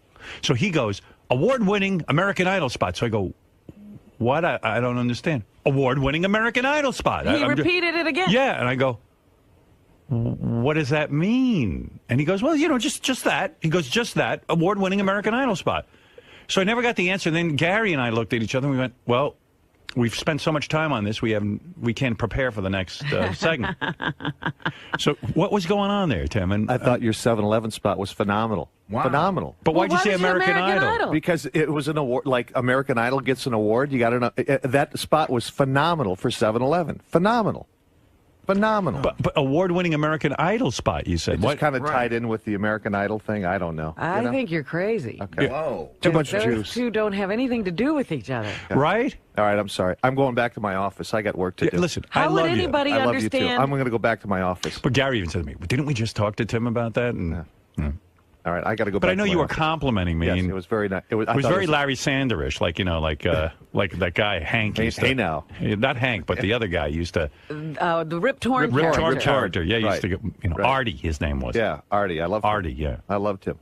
You identify. You with it. identify. Yeah, that's kind of like my job. Right. All right. But why not say great job on the 7-Eleven commercial? It was a great job on the 7-Eleven commercial. I thought it was excellent, really excellent. Yeah, but I why wouldn't you want him to understand you were saying that? I don't know. It's early, you know. You You get can't use that 3-4 excuse. hours of sleep. It's What? early. That's like when Eric the Midget can't do math. He goes, it's early. Your jeans are getting tighter and tighter. What, are those still your skinny jeans? Yeah. Yeah. You know what it is? He lost. I went to the doctor yesterday, Go okay? ahead. Yeah. He said I'm 15 pounds heavier than I was a year ago. Right. So I'm on. Don't Why worry, do you I'm need taking the it off. doctor to tell you that? Taking it off. The doctor told I'm him. taking next week off. I'm focusing on it. I'm getting on the juice. I'm doing everything. I'm focusing. I've had little mishaps here and there. Yeah, you know, almost at the and point. stop bringing food into this place. Well, okay, so let me explain that, Howard. It's so funny. So yesterday, some bagel company sent up huge platters of bagels and huge spreads of everything. Yeah, I wanted to eat it, but I was afraid to. Yeah. I'm always afraid to eat food that comes in and we don't know where. you don't know where Yeah. it came from. Right. So Ross and Kim, who's his assistant, and myself and Jason were in a meeting, and they're all glass offices here. So we're in the meeting, and Tim comes blowing by, and there's an enormous piece of cream cheese hanging from the side of his mouth. And he walks by, and Ross just goes, "What's going on with him?" Yeah. No, it was cream cheese. No, it was turkey. Because it was It was turkey white. salad. Oh, turkey salad. Yeah, yeah. Turkey salad you had hanging off your face. Right. He shoveled it in. Yeah. So You're doomed, man. I got Robin gave up on you. I No, think. I got to He's go had to the enough. retreat. I'm going to Dr. Ronnie's and the whole thing. So. Oh, are you? Yeah. Did You're know really going to go there? Did you know that? Yeah. Yeah. yeah. He told me a couple of days ago that he was just signing himself into like rehab. He's going Yeah. back. I got to go for the back. I cure. got to go Yeah. get committed. Get a few enemas, colonics, everything. Oh, I yeah. need the whole routine because it works. It's unbelievable. No, it works, but you got to stick to it. Yeah. Well, no, but Do you ever have a relapse where you like go off it? I'm a vegan. There's nothing to go. There's no place for me to go. Well, sure there He's not, he's still doing everything. So he wants to think that he can eat the way he used to, and somehow one of these days he's going to get to a point where it won't do the same things to him that it always did. I not only do the juice, but I eat too. Right. You do Like, Robin's he thing? does- I'm doing he Robin's does the thing. I'm doing my program, Right. thing. I'm doing, And then he eats everything. You're on too many programs. I got to narrow down the program. What was that program you were on? Yes, you are follling Robin strictly, except Absolutely. You're just I have doing not some other deviated thing. from the plan. I just added to it. Howard, you remember when he was on the Double Zone? Yeah, Tim has this problem, and you should know this about him, because when he was on the Zone, he turned to Gary and goes, these Zone meals are pretty good. He goes, but they give you such small portions. So he ordered double, like there were two people. He was eating two meals at a meal. It doesn't work. A little is good. A little more is a lot better. I'm hungry. I'm hungry from the Zone. I'm a man. But, you deviate. That's like, remember when I got into those Cliff bars? They have these bars you can eat. They're called Cliff bars. But I didn't realize they were supplements. Like, in other words, instead of lunch, eat a Cliff bar. Yeah, they were supposed to replace a meal. I was eating the Cliff bar, and then I'd have my lunch. And then I go, why am I gaining weight? I'm eating Cliff bars. I should be losing weight. I don't understand. All right. Well, good luck, and thank you for the compliment, I think. It was blown away. I am in awe of you. You know that. Well, thank you. Award-winning. I got an award. I knew it was a compliment. I didn't know what go back for. to work. I love it. Thank you. Well, it's nice to hear that I did an American Idol award-winning speech. So I was on this tear with Sal, because Sal goes on all these whacked-out websites, sex websites, and I had him print out some of the weirder ones. And you got to hear this. I'm wondering why you have to ask him for that. He knows. Well, like this is every sort of porn site category that Sal could come up with, and some of them I won't even mention, like 10+ inch cock, And there's 308 videos on that website that he goes to. But he doesn't care about that. Here's the ones he's into. Anal dilation videos. Anal dilation. Yeah, what is that? If you got a second, Sal, if you can tear yourself away from making phony phone calls for a minute. Anal dilation. Because, yeah, I'm wondering what that is. What is an anal dilation video? That's Lisa G. No. Did you lose a lot of weight? Yeah, I lost about 22 pounds. I barely look at you, but I had to notice. I mean, is it good? Yeah, you look good. Thank you. You were getting fat. Oh, I was up to 189, and I'm down to 172. Yeah, what'd you do? You just cut portions or what? Cut out saturated fats. Right. Cut out fried foods. Cut out white breads and sugars. Poured off you. Yep. Yeah, you look better. I've been losing about 2.5 pounds a week over the course of six months. Very good. Yeah. So what is anal dilation video? Generally when a guy creams in a girl's ass after anal sex and the asshole, it flutters like My head's already spinning. Wait a minute. Does that turn you on? No, not that at all. But it's interesting. You like to see the cum drip out of her ass? Yeah, but the asshole pulsates. Wow. Yeah, after getting rammed so hard. What's antique videos? Well, wait, what is it, JD? I don't think it necessarily has to involve a guy coming in a girl's asshole. I think well, it's I'm gonna correct you. Like people using a speculum, like a gynecologist uses a speculum or whatever, and they put it in a girl's asshole and just spread it open. Well, that's medical tools. Oh, is that a medical tools video? That's medical tools. That's a different category. Anybody beating off? I mean, I thank God that I wasn't born with this fetish thing because I just would hate to have to beat off to women with medical tools. And I'm so glad that I'm like kind of normal. Like, I mean, that I just could beat off from watching a guy. It almost seems like until the internet, these people couldn't do anything. Well, the last guy who used medical tools is now in jail. Is that right? Yeah. He was on the show. Max Hardcore. He's in jail? He's but in not jail. for using medical tools. No, for distributing pee porn domestically, which you can't do. Oh, you can't. So what about anal dilation? Can you distribute that domestically? I think so. But anybody peeing on someone is against the law? Sales domestically for pee porn is against the law. Wow. That's you know what? I feel bad for the guy. Are you as frightened as me that Sal knows the laws about pee porn? Look at what he's an expert in. But You've I feel been bad. quizzing him on the wrong things. I feel bad for a guy going to jail because he sold videos of people peeing on each other. That seems kind of Talibanish, doesn't it? Well, it's also kind of sketchy, like you said. It's okay to do the dilation, but not to pee. Why is that? Yeah, I don't get it. Max Hardcore would take a medical vice. He would pry open a girl's asshole and keep it clamped open with this medical vice. Yeah. Then he would pee in the girl's asshole and fill it up like a cup. Oh my God! Then maybe he should be in jail. Then he took a hose from her asshole, the cup of piss up in her asshole, and put it in her mouth and had her suck his pee out of her asshole. Wow. And believe me, I did not like that. It's interesting. Right. But, I think you do like it because you like when a woman's humiliated. I don't like humiliation. I like a woman submitting herself to be humiliated. No, you like humiliation. But these women were submitting to having the dilation and the peeing and everything. Yeah, he likes that. She cashed the check. Can I just repeat that sentence? I don't like humiliation. I like women submitting to being humiliated. That's the same thing. No, a woman who's saying, I want you to humiliate me. It has to be consensual. Well, yeah, but you like a woman, but you're attracted or turned on by a woman being humiliated. Fake or not? Not personally humiliated, consensually humiliated. But Sal, forget that distinction. You're so silly. You like watching a video of a woman being humiliated, whether it's consensual or not.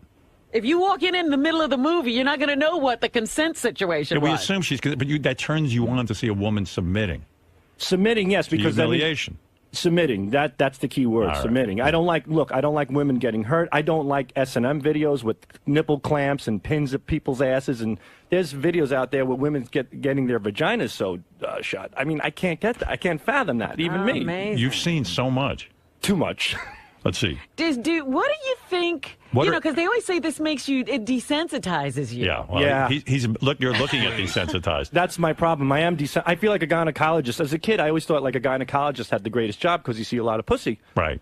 But now I watch these videos, I get nothing. What's an ant video? AUNT. Just ants, ant fetishes. Like guys fucking their ant. Does that turn you on? Because you watched your aunt take a shit? And that by accident, I was waiting for my cousin. My aunt unfortunately came in, and that was a little. Just so we get that straight, that's when you drilled the hole in the bathroom. No, it so was that you could see your cousin going to the bathroom. You wanted to see her naked. It was a towel closet, and it had louvers on the door, which you can't see in, but you can see out. Right, and you were hiding. I was hiding. And then your aunt accidentally walked in and took a shit. Yeah, that was rough. Right. And you saw her naked. Yeah. Did you beat off? No, I got a little fucked up in the head from it, though. I mean, it was pretty. You beat off, didn't you? Tell the truth. Not to that one. And you may want to hear that I beat off. No, I don't. I want to know the truth. You didn't. I got a little aroused, I guess. Nothing like your aunt taking a shit to get you off. All right, what is ball kicking video? Oh, that I could. I know. Can figure that out. What are ballerina videos? Just girls dressed up as ballerinas. They bring them in, dress them up as ballerinas, and then they fuck them. And that's a fetish. Yeah, I guess so, apparently. What's a banana video? Fucking with bananas.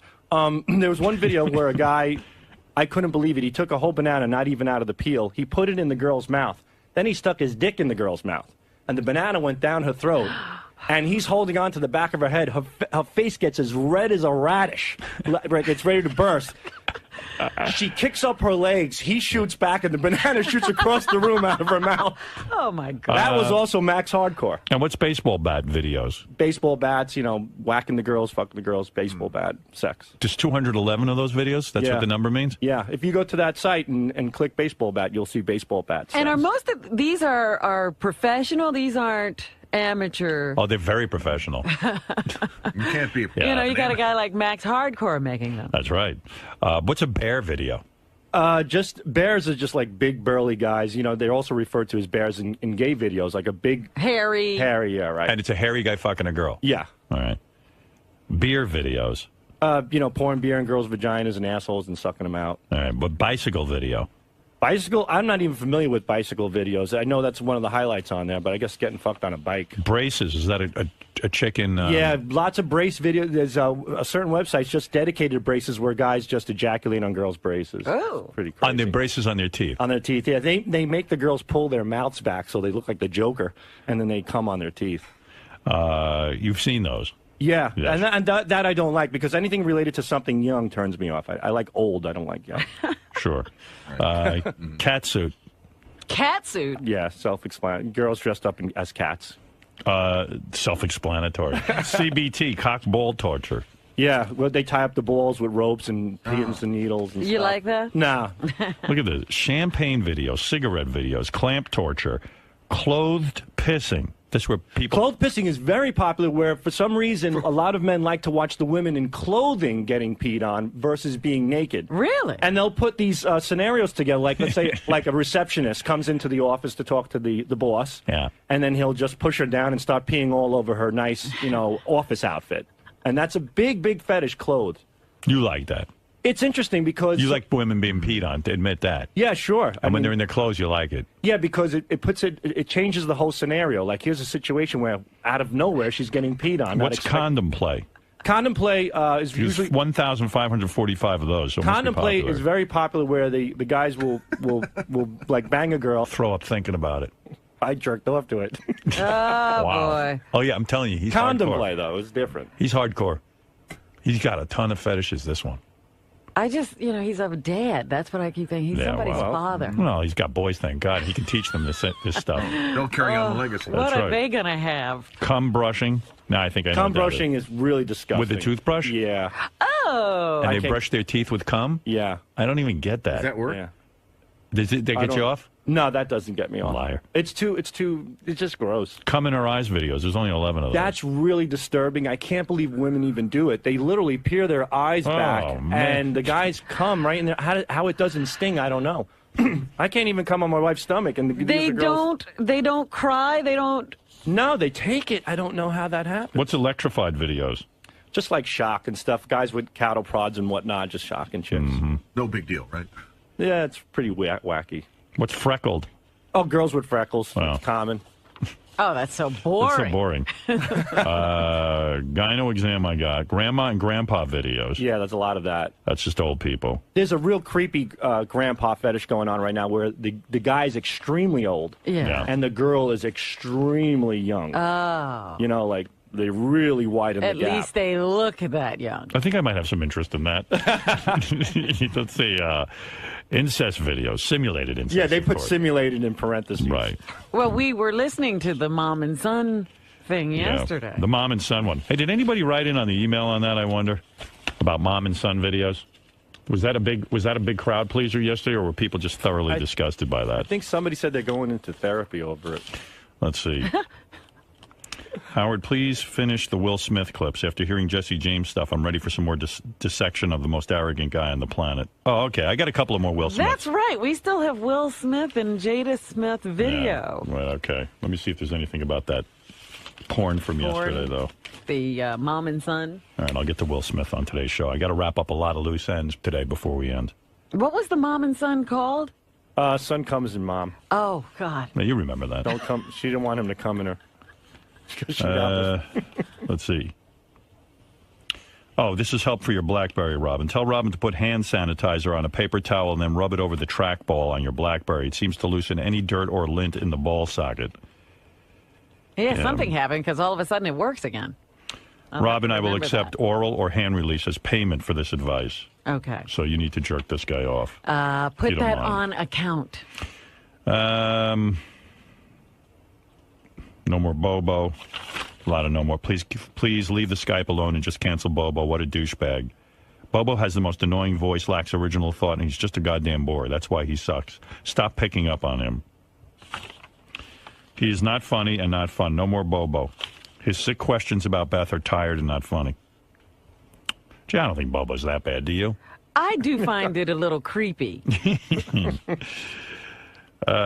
Here. Sal's porn choices are scary. Please stop with the mother-son porn. It's totally making me sick. Sal is a very sick bastard, and I bet he secretly loves it. No. Don't I? You do. Well, you said you could look at it as long as you say to yourself they're actors. You killed the volume. I was trying to eat my lunch while listening to the replay, and you played the mommy fantasy porn clip, and I had to toss the food in the garbage. This is so far beyond creepy and disgusting that it's affected me to the point where I can't work for 6 months, and now need therapy to get out of my head. I know. I think What a that pussy. must be Yeah. a city worker. I found it really funny, quite frankly. It's hilarious. It was great. I liked it. I don't like it sexually. I wonder if they write or let the actors ad lib. The girl is Now that has hot. to be written. Is she? She's smoking hot. The one who plays the mom. Yeah. Really sexy. Smoking, Howard. I thought she was a pretty good actress. Beautiful nipples. Where is that? GP1 in orange on the bottom. Okay. I don't know. I thought she was pretty good at it. When mommy says to do something, you need to do it. If I say do that homework, you need to get it done, little man. Not on your own terms, on mommy's terms. Right. Like right now, you need to pull your little pecker. She is so much like my own mother. My mother was like, everything on my terms. I Now, mean, would you have had an erection while this was going on? I still have one. I like seeing your little pecker, little man. It's growing every day and getting bigger. You're making mommy very proud. Let's work on getting that little pecker hard, okay? Hey, this could be Sandra Bullock in 10 years. Oh, with Louis Bardot. Yeah, Louis Bardot. Wonder what's going to happen with little Louis. Is Sandra Bullock going to allow Jesse James to take his rightful place as father? He is on the adoption papers. Is he? Because I thought after this whole thing blew No. up, she decided to adopt on her own. No, she had already adopted young Louis and hadn't gone to the press with it yet. Is it finalized right away, or don't know. does it take like a year before everything's in cement? And with those two, it should take a year. So I don't know what's going to be with that. I don't think she wants any part of him being the dad. You don't think he'd be a good influence on little Louis? No. No. I think he would. I think there's more pictures that are going to surface. Beth every once in a while says to me, we should, because she knows I don't want kids, but then she'll go, we should adopt a young black baby. Oh, stop it. Yeah. And I think you should. I think it'd be great for the show. I think I could bring him in. Oh, my God. Who's going to give me a black baby, though? I'd have to go to one of those foreign countries. You know what I mean? Yeah, where, they don't have radio or television. Yeah, because for some reason... And you have to go in secret, because as soon as anybody found out you were trying to do this, they'd stop it. I mean, I could, if I really wanted a black baby, I could go to an adoption agency. Hey, look, and first they'd say, hey, Howard Stern, get the fuck out of here. And I said, wait a second. I raised 3 kids. They turned out to be good kids. Yeah. You can't fucking say I'm a bad father. I mean, I provide. I think it would be like that fake David Letterman call. Right. Oh, yeah.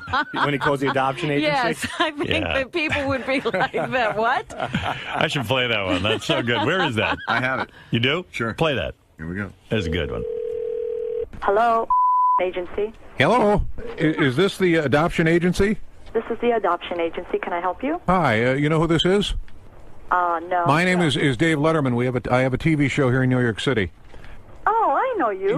Yeah. Are you a fan of me? Oh, yeah, definitely. This is a personal, private call. I just want this to be kept discreet if we could. Absolutely. Every call I have is confidential. All right, very good.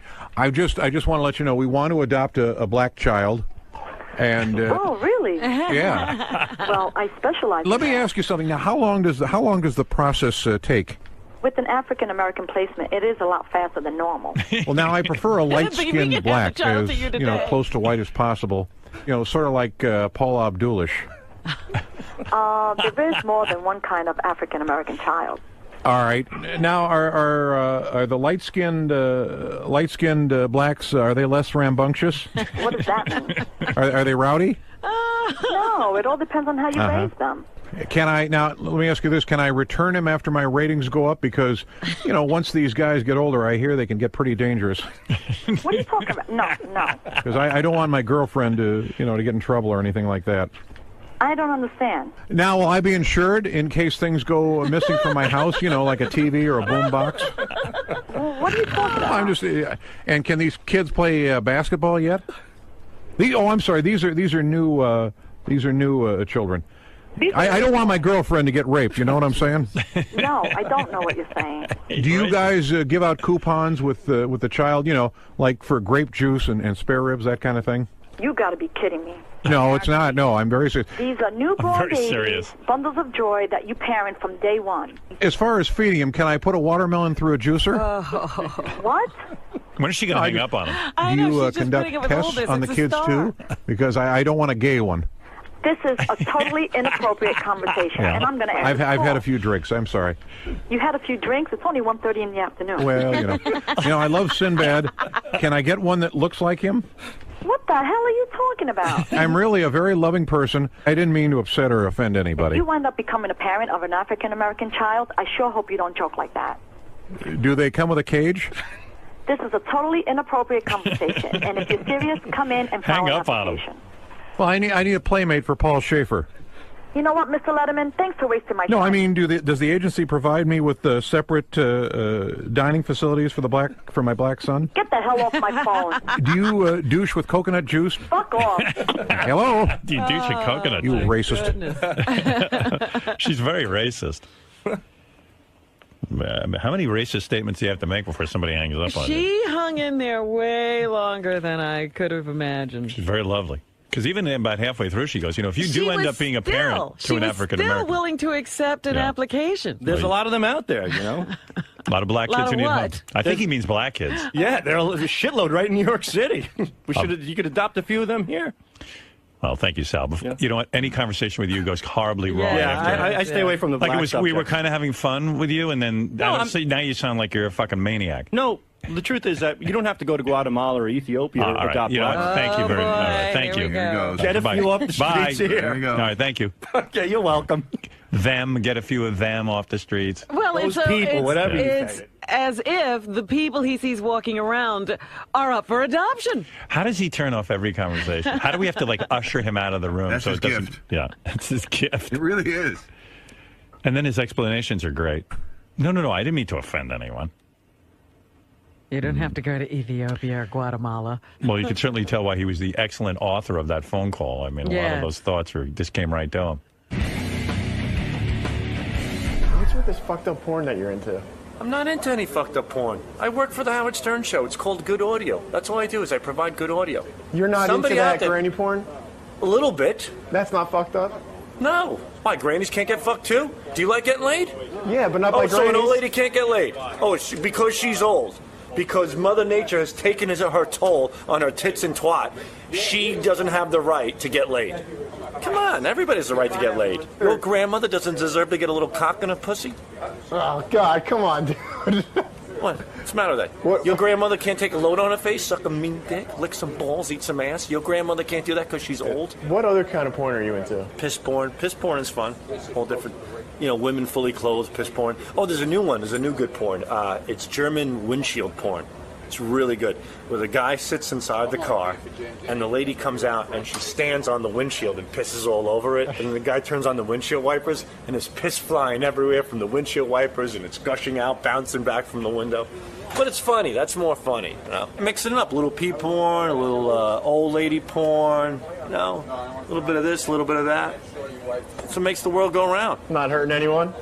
Not hurting anyone, except for my cock, no. But the majority of the reasons why I watch these porns is to put them on the show. Like that mother and son porn. That's great audio. That's great content.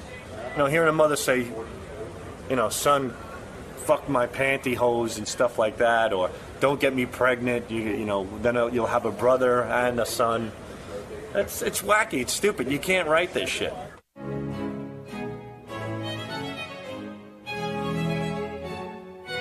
Porn is good. Porn is what makes America go around. If Bill Clinton and Tiger Woods and Jesse James would have jacked off to some good old-fashioned old lady pussy-slapping pee porn, they wouldn't be in trouble right now. Porn is your best friend. Take advantage of porn. It's all good. We're wasting our time with Little League and everything else with these kids. Give them porn. Just break them in early. Everybody should get involved in porn. It's a wonderful thing. When my kids turn 18, I'm going to mount webcams in their rooms, and we're going to have my son fucks hot chicks at school.com. Wait, that's really wrong. I'm going overboard here. But you know what I mean. Everybody likes porn. Even women who say they don't like porn, they like porn. How can you not like porn? You're married to an old, fat, schleppy, sweaty, hairy pile of wet shit, and you don't want to see some nice young stud with a raging hard-on come into the room and fuck a chick? Sure, you're going to get off on it. You won't admit it, but it's in the back of your head. Take those feelings, bring them forward, man. That's what porn's all about. It's about making you feel good, and it's safe and it's healthy. Look at me. I'm safe and healthy. I think. I have to see a urologist today, but aside from that, I'm good. All right, we're done. Take care, enjoy your porn, and share your porn ideas with me at horsetoothjackass.com. Bye, kids.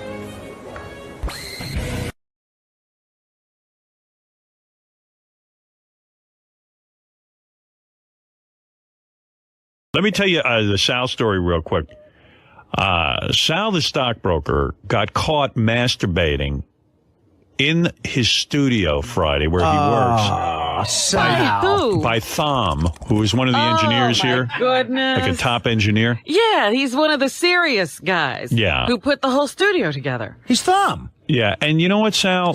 Man. I told you, man. We had talked about this. We talked about the new studios. We talked about how nice we want to keep them. Shake. Yeah, I mean, dude, what are you doing? Why are you jerking off? Don't do that, man. I'm going to fire you. I know. I love you, but you're going to force me. You're going to force my hand. Listen to me. I begged learned you my not lesson. to do it. And you know what? How does he catch you, first of all? Isn't there a lock on the door? Yes, and he unlocked it because he had to fix my freaking keyboard and my studio that I've been asking for weeks. And the one time he decides to come in, I'm in there tossing one off. Are you for real, man? Well, this is what happened. Why you're so horny? Don't blame it on Thom. He's blaming it on Thom because he's fixing his computer. Are you one of those freaks? I'm sorry, Howard. I learned my lesson. Are you one of those freaks who gets off on doing it, like in public places or weird places? No. Like, why work? Howard, the last time I promised you I would never do it again, I didn't ever do it again, and that's why I'm so Gary upset. told me that you were lying to Tom Chiasano at K-Rock, but you were jerking off at work. Yeah, because you weren't fired me. You weren't going to McDonald's. I went to McDonald's at one time, and then after the McDonald's, I was like, screw this, and I just went back to the can and did it on my own. But why do you need to do it at work? Yeah, why do you need to do it so much? Well, this is the thing. The last time I promised you I would never do it again, I didn't do it again. But we went to the St. Patty's Day parade, me and Richard, and we got drunk. And then I came back, and everybody left the studio. So I went outside. Jason was gone. Will was gone. I went to the on-demand because I'm always thinking Scott DePace could be taping me. Right. I opened the on-demand. Everybody's gone. I go back to the room, and I wanted to pull some porn for you, old lady porn. Yeah. And she started getting worked up. I started getting worked up. I said, what the hell, it's Friday, it's St. Patty's Day. You've been massaging my breasts. I locked. Yeah. I'm wearing a negligee. I locked the door. I put on my headphones. I'm putting on this movie. It was fantastic. Where's the old lady porn? I don't. It's on there. It's on your other Let page. me see what you were listening What to. was he listening It's called to? that Old got him Lady all worked Screaming. up? It's called on Howard page. No, it's on Gary Preview 1. I think it should be in all pink. Porn clip screaming gay. Old lady. Old lady screams? Yeah. That's the one you were beating off to? Well, that's the one I've been working off of, yeah. Yeah. How old is this old bag? About 60. She's getting it up the ass. Of course she is.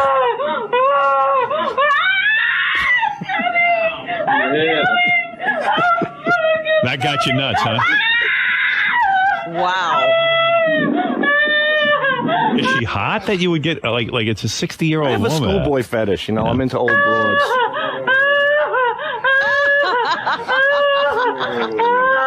What a noise.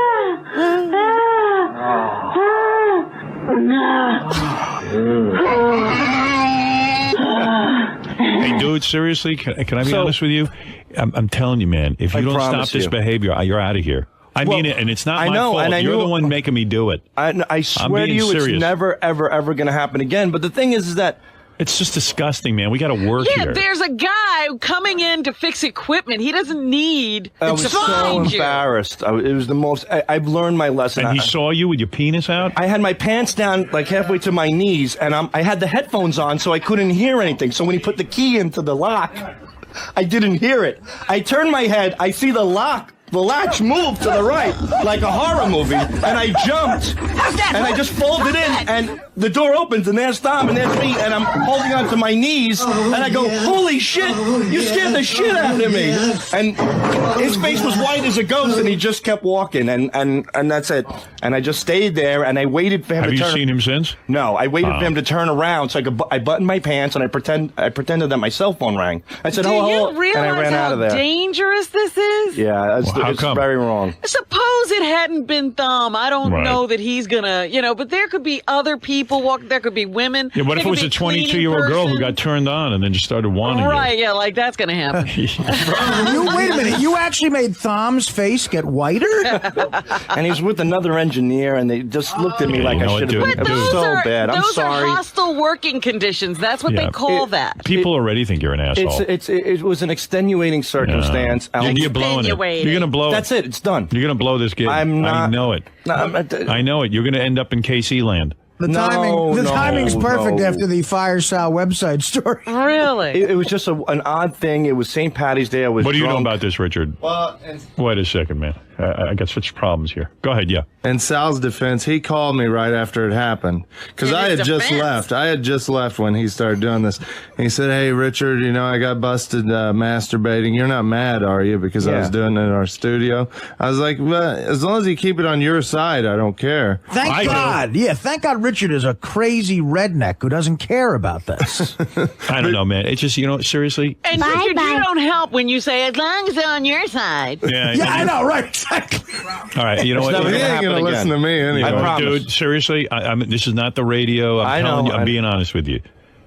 Nobody wants to see you jerking off in the studio or a workplace. I know, but I locked the door. And you know what, man? There's something really psychologically wrong with you. But I and- locked the door. This is inappropriate. Door locked or unlocked. Yeah, and you want to know something, You're right. man? You're right. I don't go back in my office and blow a load. You got plenty of places you can. I do that. learned my lesson. I Yeah. promise you I did. It was the worst thing that ever happened. Sal, be honest. Do you think there's a part of you, like if Howard had said go to his apartment that time on assignment, do you think you would have wanted to toss one off in his apartment? No. See, I think that's where you're heading. I think that's where your head's at. No. Yeah, well, all I'm saying is it's got to stop. It's gonna disgusting. You're perverted. There's something wrong with you. I'm not it's perverted. It's a psychological And we problem. can't afford to keep you around at this Yeah, and rate. nobody is that horny. What? Nobody is that horny. God, I hate that door slamming. I Yeah. just called Thom. Yeah. And he's on the phone. He doesn't know what the conversation's about, and so I thought it'd be interesting. To Tom. Hey, Howard. Hey. So what was it from your end when you walked in on Sal? He was actually just in the studio, wasn't doing anything. What? I don't hear you. Howard, you there? Yeah, you're breaking up, but go ahead. Okay. I mean, I just walked in. He wasn't doing anything when I walked in. Were you aware that anything was going on? Do you know what I'm talking about? I have no idea. All right. So in other words, Sal's making this up. No, I didn't make it up. I'm glad that I didn't say a word to him since I came in the morning. I was hunched over and I said, "Holy shit, you scared the shit out of me," and he went to Richard's side. And then Were you aware that Sal was masturbating? No. Oh, thank God. I fucking said all this for nothing, and Tom didn't even know. I had no idea. Yeah, he was in there masturbating when you came in. His pants were down by his knees. You didn't notice that. Meanwhile, I'm on probation now for mentioning the story, and you didn't even know anything. All right. So that's what I thought. Tom didn't even know what was going on. That's great. Yeah, good. No, we walked in to do some work. I wasn't even paying attention to Sal. All right. Thanks, Oh, Tom. wow. Tom, you're really focused. Tom loves his work, man. He doesn't care what's going on around You him. could be But it'll killing never him. happen again. Get out. You know what? Seriously, man, you disgust me. I'm sorry. Really, you do. You do. That's just disgusting. I'll never do it again. Do you want to now go in there and touch anything he No. works with? And or- it's such a nice- It's just disgusting. Would you make sure Tom definitely knew before you admitted this? Bullshit. I swear to God, I looked up, he looked at me, I looked at him, I was crouched over, and then he went immediately to Richard's side, and he turned his head, and I fixed my pants, and I ran out, and that was the last of it. Howard, Yeah. I got a question. Like, Sal, first of all, there's a private bathroom back here, right? Yeah. Why not that place? Because there's no video screen in the bathroom. Really? You gotta have a video screen? No, but it was after hours, and for once I could do it in my office with a video screen in front of me. He was telling me, I think off the air the other day, that if he didn't pleasure himself here, that his marriage would be like he has no life like at home. Yeah, well, you know what? Pleasure yourself at home. Sal, your Or hands go in- in your car, or do it. Or the do it. booths, or wherever Howard, you used to do I don't it. want you to look Not at me like here, a man. creep because I like working here. Me and too. I like a clean environment, man. I just don't want you jizzing off on. And I'm not going to. Yeah. I don't want you to look at me that way. I'm telling you, it was an extenuating circumstance. It will never, ever happen again. Nobody wants to think of the place as you're Right. a tomcat and you've marked your territory. If you get caught again, you're gone. I know. As much as I love you, man, it's your call. It's not going to happen. All right, thank you. I mean it. I He'll mean just Sal. hide it until he gets caught. Well, hide it, but you No, know I'm what? not If you even get hiding. caught, you're done. I'm not going to risk it. That's right. If you care about your job, you're not going to do do. it. All right, thank you. I'm sorry.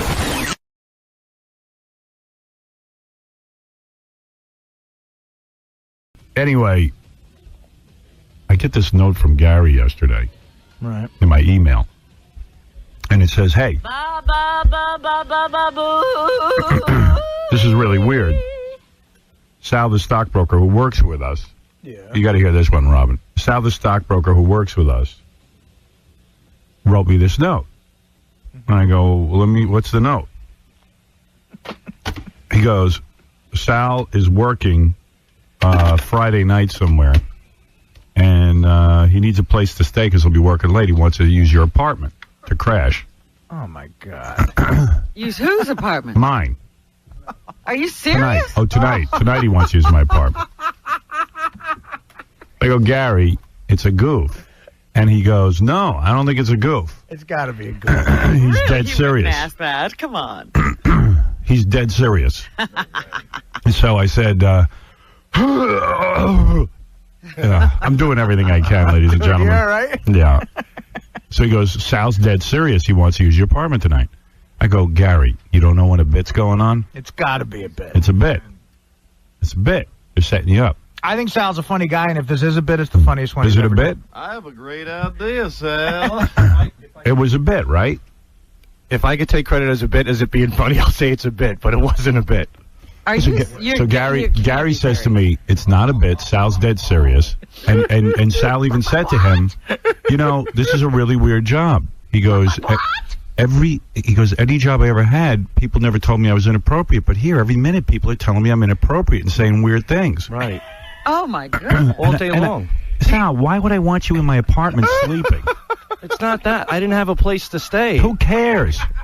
What's your Why problem? is that his problem? Because I don't want to see you ever in my apartment. You're a weirdo.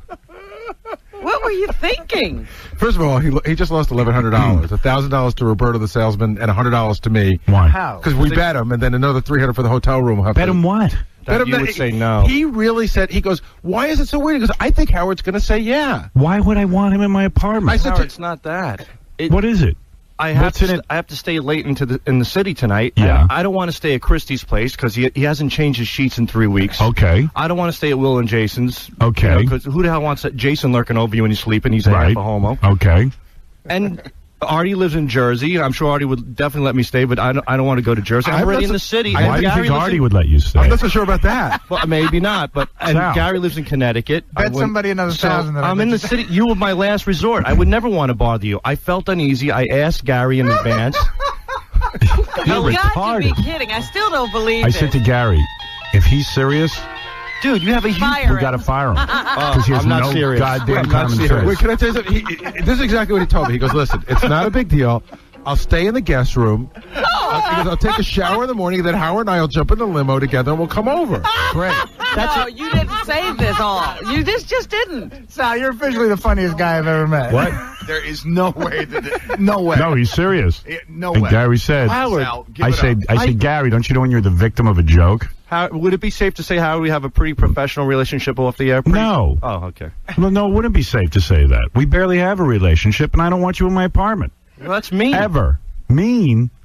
I don't want you in my apartment. For you. I don't care. You know what? Does that mean you have to be put up? I mean, Mel's never kept us in his house when we worked for him all these years. Yeah, but why do you feel comfortable enough? I don't. I like to get more comfortable with you.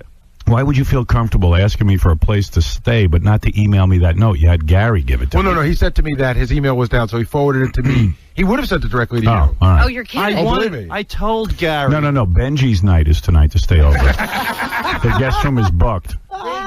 You know what? And tonight's Survivor, I figured we both watch it together? Yeah, we both love Survivor.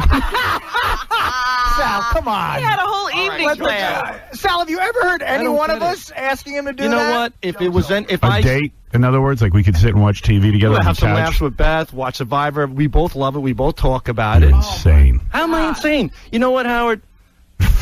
I don't know. Oh, it's so Sal, much. a month ago, you were a super fan of the show.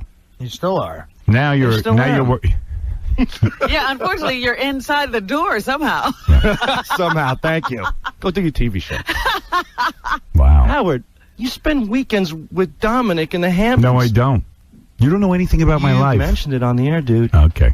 I'm saying, I'm telling you, am man, I Sal is jealous of certain people. In your life. He couldn't let you stay. There's the spin. Bring it on. Bring it on. Reel in the Boots is over spins. tonight. Reel in Psycho Sal. Go ahead. Artie, go. Robin.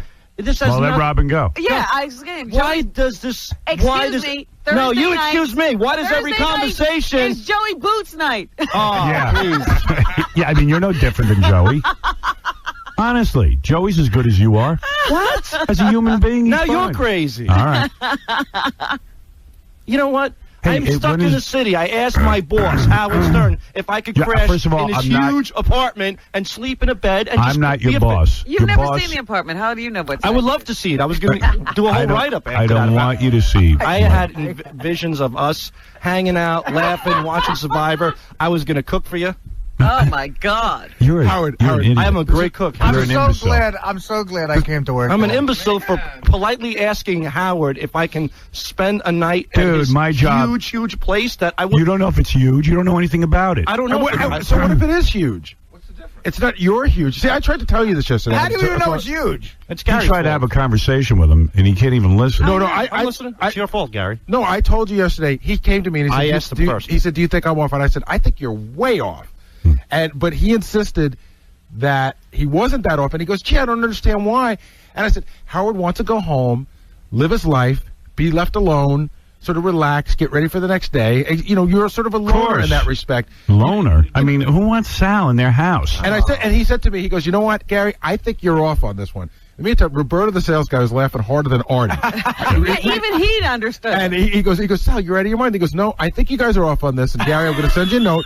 Send it to Howard. I think Howard's going to say yes." And imagine the fun. I get to watch Survivor with Sal. Oh, boy. And then the laughs never You stop. get in your jammies and you, Beth, and Howard watch Survivor. It would have been easy because You we would have could- cooked. We While could you're have hopped in a eating a limo meal. with Ronnie in the morning. So it's just convenient. Oh, you're full of it now. You did really think all this He is does. How do I get here? How would I get here, Robin? Oh, my goodness. Oh, whatever. Well, yeah, it would be uncomfortable with How Howard. about convenient would be leave me alone out of your life and do whatever you want to do. What do I got to do with you? Sir, I politely asked Gary, sir. I mean, I'm doing everything I can. First of all, and by the way, I'm not your boss. Whatever. I'll tell you who your boss I'm is. not. You're not my boss. Who pays your bills? You're not my friend. Tom Chiusano. Ask Tom. Ask Tom to stay at his house. No way. Wait a minute. So I'd rather go ahead sleep down in the Gary's list. mouth than Tom's house. Go ahead down the list. He's not your boss. I don't he's know not your who friend. Howard is to me. I try to do everything I can do. He wants your love so bad.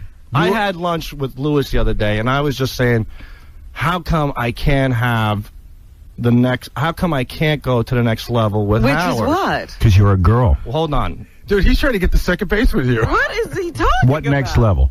This is what I meant. Okay. I don't This is even. embarrassing. I just. All right, what is the next level? I don't with know. Howard? Something Come just on. happened in my brain where Come everything on. stopped. Let him explain the next level. Come on. The next level is like, I just can't fathom you, like hanging out like. And no disrespect to Dominic, like you like Dominic and Ralph's a good guy, and you like Ralph, and you have your things, and you have Ross Zapin, and these are very boisterous, loudmouth, wacky people, and I think I share some of those similarities, and I know you like me to a certain extent. I can't fathom that you, out of hanging out with all those lunatics, you can't stomach me for one night in your apartment. They're not staying in his To apartment. be here, like why can't we hang out? Why can't we hang out a little bit more? Why can't you get to know me a little better? Why should he? You want to know? Because there's something about you that is odd. All right. You are odd. I don't know how I'm odd. Sal, To me. those things either they happen or they don't. You can't make them happen. Yeah, but you know what? So And when this seals it. when I had if I it will was ever never, going to happen, ever, you ever. just killed it. when I had lunch I will with, never take you to the next Well, level if that's important to you. Let me explain to. And why is it so important to hang out with me? Because I don't Who am have like I? a father figure in my life. Oh, my God. You're old enough You're to be a my 90-year-old man. You're old enough to be my grandfather. So you are a father. Shut Yeah. Robin's microphone off, please. You're looking Shut for it me off to and be throw your it out. father? No. my When I was goodness. younger, I was, I had a tough life. My dad Wow. was crazy. Uh-oh. Whatever. He was a prisoner at the pizza parlor. Yeah, pretty much. Oh, here, Yeah. you were confined to a pizzeria. That sounds like a great. Where's Maybe the for you, music? Fatso. You mean while I was having a party, you were having a tough I used to life? listen to you. You were the only release in my life. Oh my God! On the Sal. radio, comedically stupid. Literally Relax. a release. I can't even use the right word. So I used to fantasize about sitting in here Now you're sitting when I in was here. when I was like 17. As a And kid. now you're here. Right, but it's not enough yet. You want more. You want more. You want more contact. Hey, I'm being honest. I You just hired a stalker. No, I did. That's Not what even I close. said that as a joke originally, but it's the truth. That's not even close. So can I explain what happened? So I'm talking to Lewis. I go, you know what? Why can't I be that guy where Howard could say, hey, you want to hang out tonight or something? But listen to me. It shouldn't be that important to you. That's what Lewis said. There's lots of people in this world to do that with. That'll You be have your comfortable. But I friends, don't. right? No, I don't. You're a star effer. What? What's a star? Isn't that a I'm chick, just a like guy. You're like a chick. Right, you're just a guy. That's my point. That's what Lewis was saying. So he said, hey, call up Howard. I mean, he goes, why If don't I'm you... just a guy, why is it so important for you to be with me? Just go be with some other guy. Dude, you're in love. Big time. Really? I mean, I'm not goodness. in love. You're in love. Howard, at one point I said to him, I go, don't you think Howard would like to go home and make love to his beautiful girlfriend rather than I hang know. with you? I want Sal to be there. One night, dude, it'd be fun. We watch Survivor, drink some beers. I'd make some burgers for you. I'd Drink show you some tricks. beers. Sounds like a typical I was gonna make night for you. I was gonna make Italian burgers. You know what for I do when Survivor's Italian on? turkey I'm in burgers. bed when Survivor's on. He wanted to be there with Yeah, you. he's going to be there, You want to too. lay in the bed with me? Like Beth likes me. We would crack jokes with Beth. It would be funny. What's some of the jokes you? When I told Beth about this, he's insane. He's kidding, right? Oh no, that's horrible. Yeah. I don't want She to. thinks you're mentally ill. I can't see it, Howard. So Lewis And said. she tries not to think badly of anyone. Can I Here's please Tom finish? Chiusano. If I may, I have Yes. two things to say. You should be so lucky to stay in my house as opposed to Gary's mouth. and number two, I have two words for you, Howard. Restraining order. Right. Yes. You might be right. It's time to call the guys with the white coats. I have visions of staying in your house and watching Survivor and cooking you You dinner. shouldn't have visions of anything like that. Whatever. If it was any other person. So Lewis says to me, you know what the problem is, Sal? Put that MG into your wife. Yeah, Please, I don't seriously. put anything into my wife. That's the Well. problem. Well, maybe it's time to. Howard. So Lewis says, hey, you know what? Maybe everybody looks at Howard differently, which they do. And he goes, maybe you should call him out. You should say, hey, pal, let's get together. Hey, Lewis is helping Which you? Lewis was this, by the way? The lighting guy or Yeah, Lewis, he was really helpful. He gave me good advice. He's a genius. Lewis, By the lighting way, guy or The Lewis? lighting The guy? sound guy. The sound. Oh, my goodness. By the way, Lewis, the Lewis, board up? Yeah, the board op. Genius. Lewis, He's a great genius. idea. But Great he said, idea. he goes, you know what? Nobody asks. You're a funny dude, Lewis. He gave me great What advice. are you doing? Lewis, can you? So set him up. What did you tell him to do? He gave me good advice. That's all Your he did. opinion means so incredibly much to this guy, and I think in a lot of ways he couldn't get over that fact that you weren't extending it. You weren't making any sort of like a overture to him to kind of hang out with him on a daily basis. All right, listen to me. You know what? Listen, When I'm you not said No, Howard, last I don't week- want you to flip out to that. Wait a minute. Listen no. to me. Last week you said get a movie, king of comedy. You didn't get it yet, did you? No. Oh my Yeah, goodness. you better get it. No, but when I said maybe you should, ask the guy, I didn't say you should ask him to sleep over his place. I said maybe you should ask him out for lunch. Start off a little bit, Oh, my, it's like dating a chick. You're making me feel creepy. Well, that's the thing. But you know what? How do you do?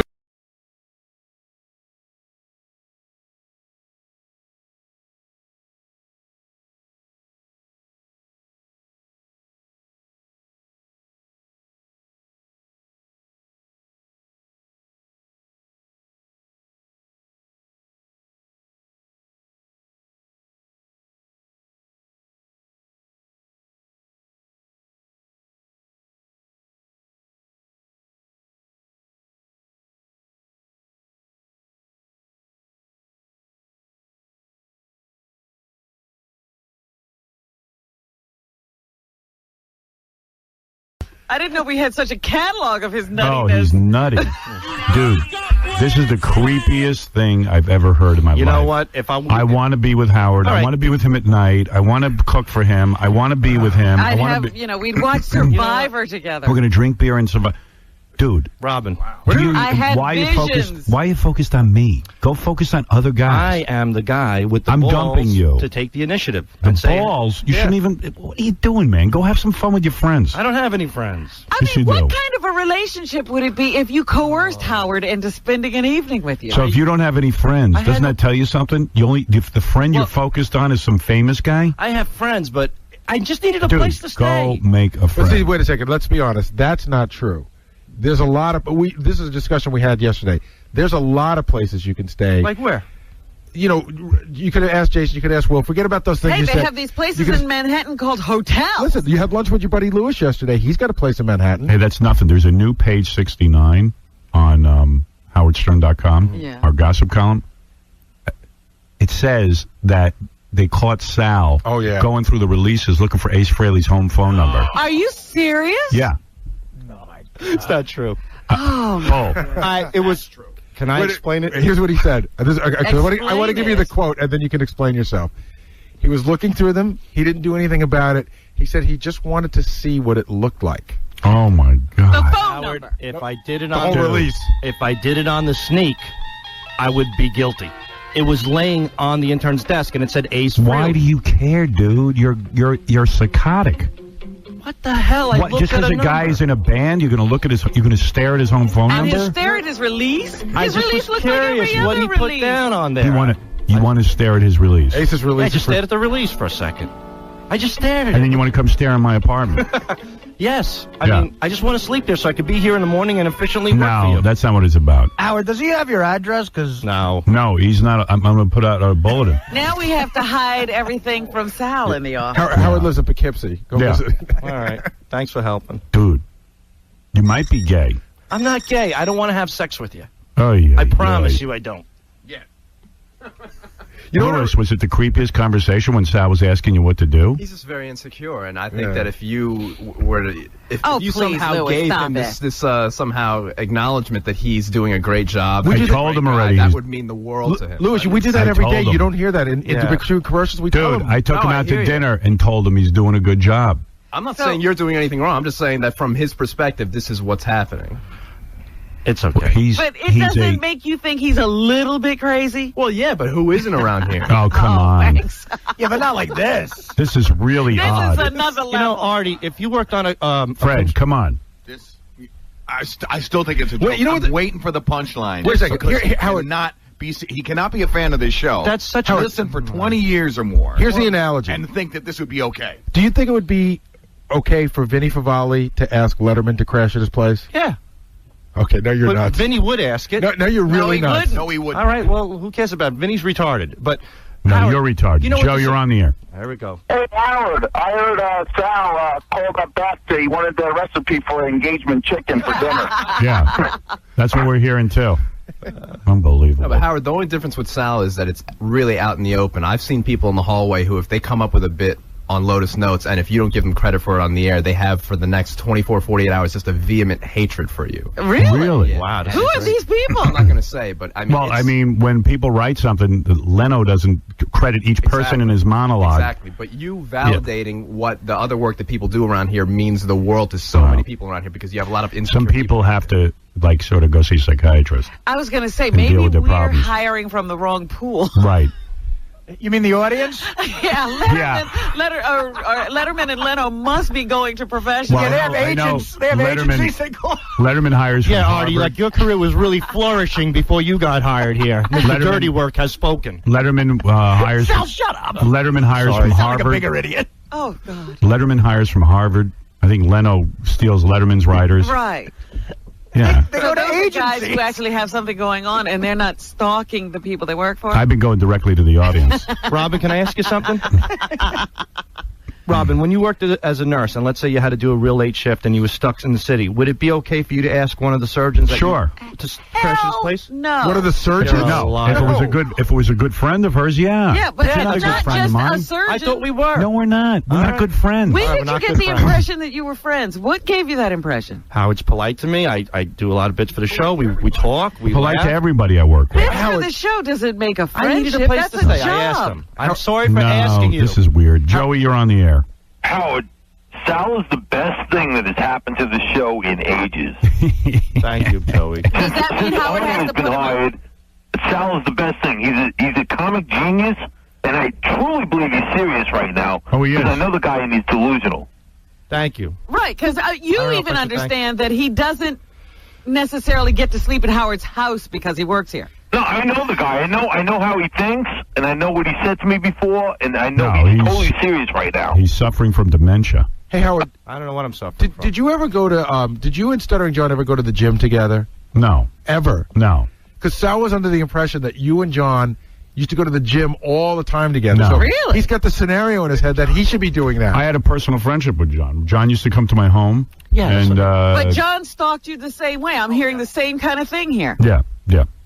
So hopefully I'll But I get felt that more level. comfortable with John. I don't know. It took him years to make you feel that comfortable. So, Sal, you got a few years to work on. Scott, the engineer, is all fired up. Sal, He's been get back. used to He's it. been back in the office. Get used to it, Sal. I've been here 20 years, never had dinner with him, never been to his apartment. Just get used to it. He loves you. He works with you. Leave him alone. That's the way you work What with does him. that mean? Scott was in the back He's all office. crying that he can't go to Howard's apartment. Scott, Hi, Daddy. Scott- Daddy, I want your love. Scott was in the back office complaining that I've never taken him to dinner. Or No, I wasn't complaining. I'm just pointing out the fact that that's the way it is. Get used to it. I wasn't. See those guys? I said. Well, that's the way it is for you. That's the way it is for most people. No, around here. I've had Robin over.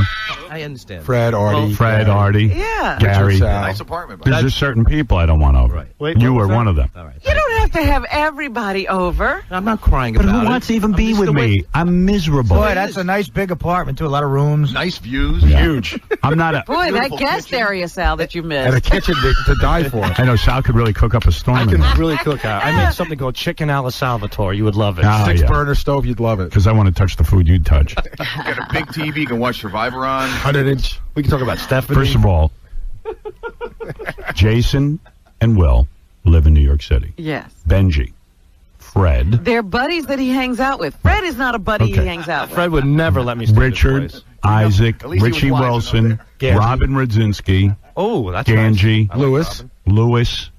Good. There's a million people that live Lewis in this didn't city. want him But over you know his what, apartment. Howard? And you know what else? There's busy 100 man. million people in the world, and there's only one Howard Stern. That's right. And it's stay away important from to him. you to be at Howard's apartment, isn't it? What's that? What's so important about being at Howard's apartment? Doug Goodstein lives in Manhattan. Dude, you know how cool it would be if we hung out tonight? For you. Not for me. you too. How would it be cool for him? That's what I couldn't get yesterday. We'd have some laughs. We'd watch. You'd have a TV. laugh. Yeah, I mean, we'd be You'd just watch TV. You'd have a beer. He doesn't drink. He doesn't have beers during the week. To the best of my knowledge. whatever. 1 or 2 Coronas doesn't kill You anybody. scared the hell out of me. I can't imagine under what scenario this would ever happen. I don't know. You know what? Never. I It will guess never, I need to ever. be an arrogant attorney with a yacht in the Hamptons to accept Why obsess on Dominic? What are you competing with my friends for? Because, dude, that's not a friend. Dude, you don't know what my criteria is for a friend. You can't sit and judge my friends, and that's what makes you scary. What do you mean? I'm not That's not judging a your friend. friends. You're a friend, but Dominic isn't? Well, why Dominic? Why? What do you makes him so care? That's interesting? my business. And you know what? Well, I choose like to not know your business. Well, you see, this As a is But friend. I don't want you knowing my Okay, business. I'm sorry, I don't I'm want to sorry. be your friend. All right, good. This Don't is be my what friend. makes me Thank you. crazy I really feel great. about these arguments because they always start comparing who they think your friends are. Well, you know what this and is saying, like? I'm better than that. Why him Right. and not me? You know what this is like? And this is what's creeping me out. Like I've many years, pined for women.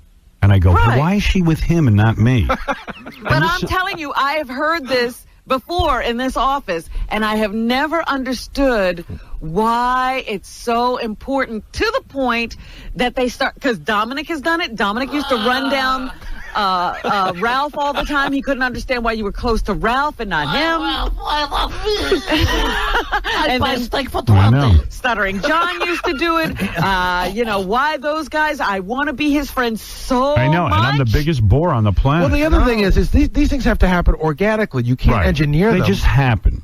And that's why I just happened to send you out an no, email request. No, You're putting a spin never. on this. Yeah, I know. I'm putting a spin on it. See, the whole wackiness for me is, okay, he did it, et cetera, that even now he refuses to recognize that it might have been odd behavior. It's odd. He's hearing that it's odd from everyone. There's no one who is agreeing with him, and he's still holding this argument. Hey, Vinny, you're on the air. Howard, I think it's time to drop this guy. Sal, I can't believe this. He used to call me, Howard, all the time before he started working there, saying, "Hey, what does Howard think of me? What does the show think of me?" This guy was stalking me, and now he throws me under the bus. Sal, You are the bus, you fat slob. Sal, you're a scumbag, man. You used to be my friend. You used to call all the time. You don't call anymore. You got in now. Vinny's now told- you're up to level 2, you know? Vinny's totally sticking it up. Drop him. He calls me almost once a week for lunch and compliments me on the bits. Sal, I call You're a you liar, once a- Vinny. Stop it. Be Sal, for real I for call once. you once a week for lunch. Vinny, you don't understand. Sal wants to take my relationship with him to the next level. Oh, okay. Yeah. Vinny, why would you do I'm that? lubing up right now. You're blowing a great opportunity. I'm not blowing anything. You are. You're being an idiot. Troy, you're on the air. Yeah, but Howard, I'm going to need a feather pillow, no foam, and a wake-up call. Where do you live, Troy? I live way out in Seattle. When are you coming to New York? I'm going to be there tomorrow. So, All right. Sal, between you and me, buddy. So if Sal's there tonight, can you take tomorrow night? Well, maybe I can stay with Robin. How about that? You know what? If Sal's going to stay another night, I guess I'll put you up. Well, one thing everybody missed, though, is on his idiotic rant, here he ridicules Richard for not changing his sheets, assuming that he would be able to sleep in Richard's bed anyways. Right. This guy's a freaking nut. He's nuts. He's nuts. Dude, Troy, Richard offered for me to sleep in his bed with him last night. Believe me, I said no. He wanted me to sleep with him. Why not? If it was me, you'd sleep in my bed. You have a big bed. You're a tall guy. Oh, my God, you're a homo. Bongo, you're on the air. You're a tall guy. Yeah, I mean, God damn, you're weird. Do you have a custom-made bed? Do I have a custom-made bed? Well, I would never even tell you one thing about what I have. Yeah, why are you So asking insulting. these things? So insulting. You're odd. I don't want you in my I'm opening apartment. up to you. You open up to me. No. All right. I don't want to open up to you. You know what? He's like he's going to make you his friend whether you want it or not. Yeah, he's going to tie me up and keep me Yeah, in, yeah. I'd Never. be very careful if I were Dude, you. I had a tough upbringing. Watch You King of were- Comedy. You were a father figure to me, and Yeah. you don't get it. Watch the That's King fine. of Comedy. Why should he get it? He wasn't listening. He didn't know you were listening.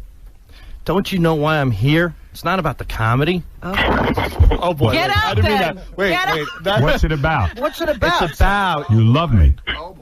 I love you, but I love you like your fans love you. But I also I admire you, respect you, and I look at you in a different light. I don't know what I'm saying. I'm just digging a deeper All right, hole. I'm don't gonna be open up anymore. Really. Yeah, because it gets scarier. I walked in the hallway and I heard somebody almost, my God, it's like that movie Misery. I know. I know. I'm He telling really you. scares me. Dude, don't be scared. I'm being serious. No one here is safe. Don't I gotta break tell your you- leg around this guy. I don't think you're really aware of how much of this kind of talk happens behind your back in terms of how many people analyze your friends and why would he hang out with someone like that when I told you, Tom's seemingly more normal or seemingly much nicer guy than this person. But These conversations go on around here all the time. You know what, but Howard, as your friend, so to speak, I address it Your to you. friend. I'm honest and open. You're with my how- friend. You're not my friend. All right, good. You're Why not, do you feel Sal. obligated to say I'm not your friend? Because you're not. Does that make you feel better? Because you're the one bringing this stuff up and talking about you want to be drinking beers and cooking for me and laying in my bed. Dude, I don't want to lay in your bed. dude, we're not friends. All right, good. That's it. You work for the guy. Ronnie, keep an eye on him. Dude, you know how he always asks me for advice out there? Me? Yeah, see, I tried to do the right thing in this, Ronnie. Take my advice. You better drop this whole thing, or you'll be out of here. I'm telling you. What's wrong with you, man? That's good. You're sick. I am so intimidated right now. No, I'm not trying to be. No, I'm not even talking about that. You're gonna push him to the point where he's All gonna right. tell you to get out. Yeah, you get me making me nervous. Am I? Yeah. That's crazy. And, dude. and, the, and the nervous. second Dude. thing, Sal, every time it snows, Howard always asks me, "Listen, man, if you don't feel like going home, you can stay at my apartment." Just so you know. Oh, why'd you That's have to true. throw that in, Ronnie? Oh, Ronnie's my friend. He's just rubbing it in. Ronnie's your friend, and I'm But not. Howard, Can I ask Sal a question? Yeah, Ronnie's my friend. Here's a question. When you say that you and Howard are friends, I mean, I know you'd like it to be that way, but seriously, that mean? what's the evidence of a friendship? In other words, you work here, we all get along well. Outside of here, what's the evidence of any kind of a friendship? Once in a while we have slight chatter. I don't know. Light chatter is a friendship? I'm trying to develop something here. Am I so guilty of developing something with a guy No, that no, but I you can- admire? it's okay. Because that's so wrong. Yes. All right, fine. I've learned my lesson. No, you haven't. What's the matter?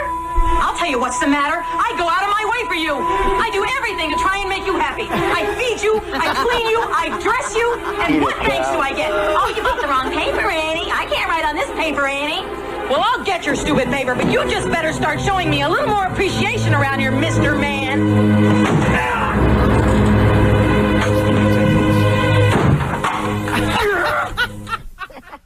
Do you get it now? I think she just hobbled him at that point. Yeah. Broke his feet. You know, Howard, if we worked on a construction site and We you were don't. my foreman, I would We sleep don't. at your place and We it wouldn't be a don't. big deal. No, you No, wouldn't. you wouldn't. Yeah, sure I would. No. You're thinking just because he's in this situation and you're working together and he's avoiding I don't you, like to sleep with He- anyone from work. I don't he's care not what I'm going doing. to do this with you. I don't want to be with you. All right. I'm I sorry. He's don't seen love enough you. of you. All right, good. I Thank see you. enough of you here. Good. I'm You're sorry. psychotic. Who else do you have this hankering to hang out with? Ace Certainly not Frehley. you, Robin. No, tell me, who else? It's because he's Howard. Yeah, and that's what's sickening. You work for this dude. You worked for this. It's your fault. Oh. It's your fault for being famous. Dude, you got to see a psychiatrist. I'm not kidding. Look at me. No, You honestly. got to go to a psychiatrist. In order to get back in here. I worked for this. This isn't what I worked for. You don't know He didn't anything work about for me. you. You don't know what I've worked for. You don't know anything about me, Sal. I am sorry that I asked for your help to sleep over. So I it's could get more It than wasn't that. about help because you didn't need help that bad. That's right. All right, whatever. You don't want to be my friend. Danny, I'll be that's my right. friend. I don't. All right, good. Hello? Danny, you're on the air. All right. Yeah, Howard? Yes. Oh, this guy's nuts. He's going to do you like David Spade's bodyguard. Yeah, really. Oh, worse. The taser. We should just call him. Somebody cue the music. Stop playing me and my best friend. People, let me tell you about my best friend. You're a nut. Hey, how you doing there, Howard Bobo? Listen, I think this might have stemmed, Howard, when you brought him out to dinner to talk with him and Richard. I made a he probably mistake. brought it to the next level. He thinks you like Dominic's. Yeah, I you made know, a you're not on mistake. Dominic's level there, Sal. But Howard, you took two people out to dinner, and one person got this out of it, the other person didn't. Yeah, Richard Christie turns out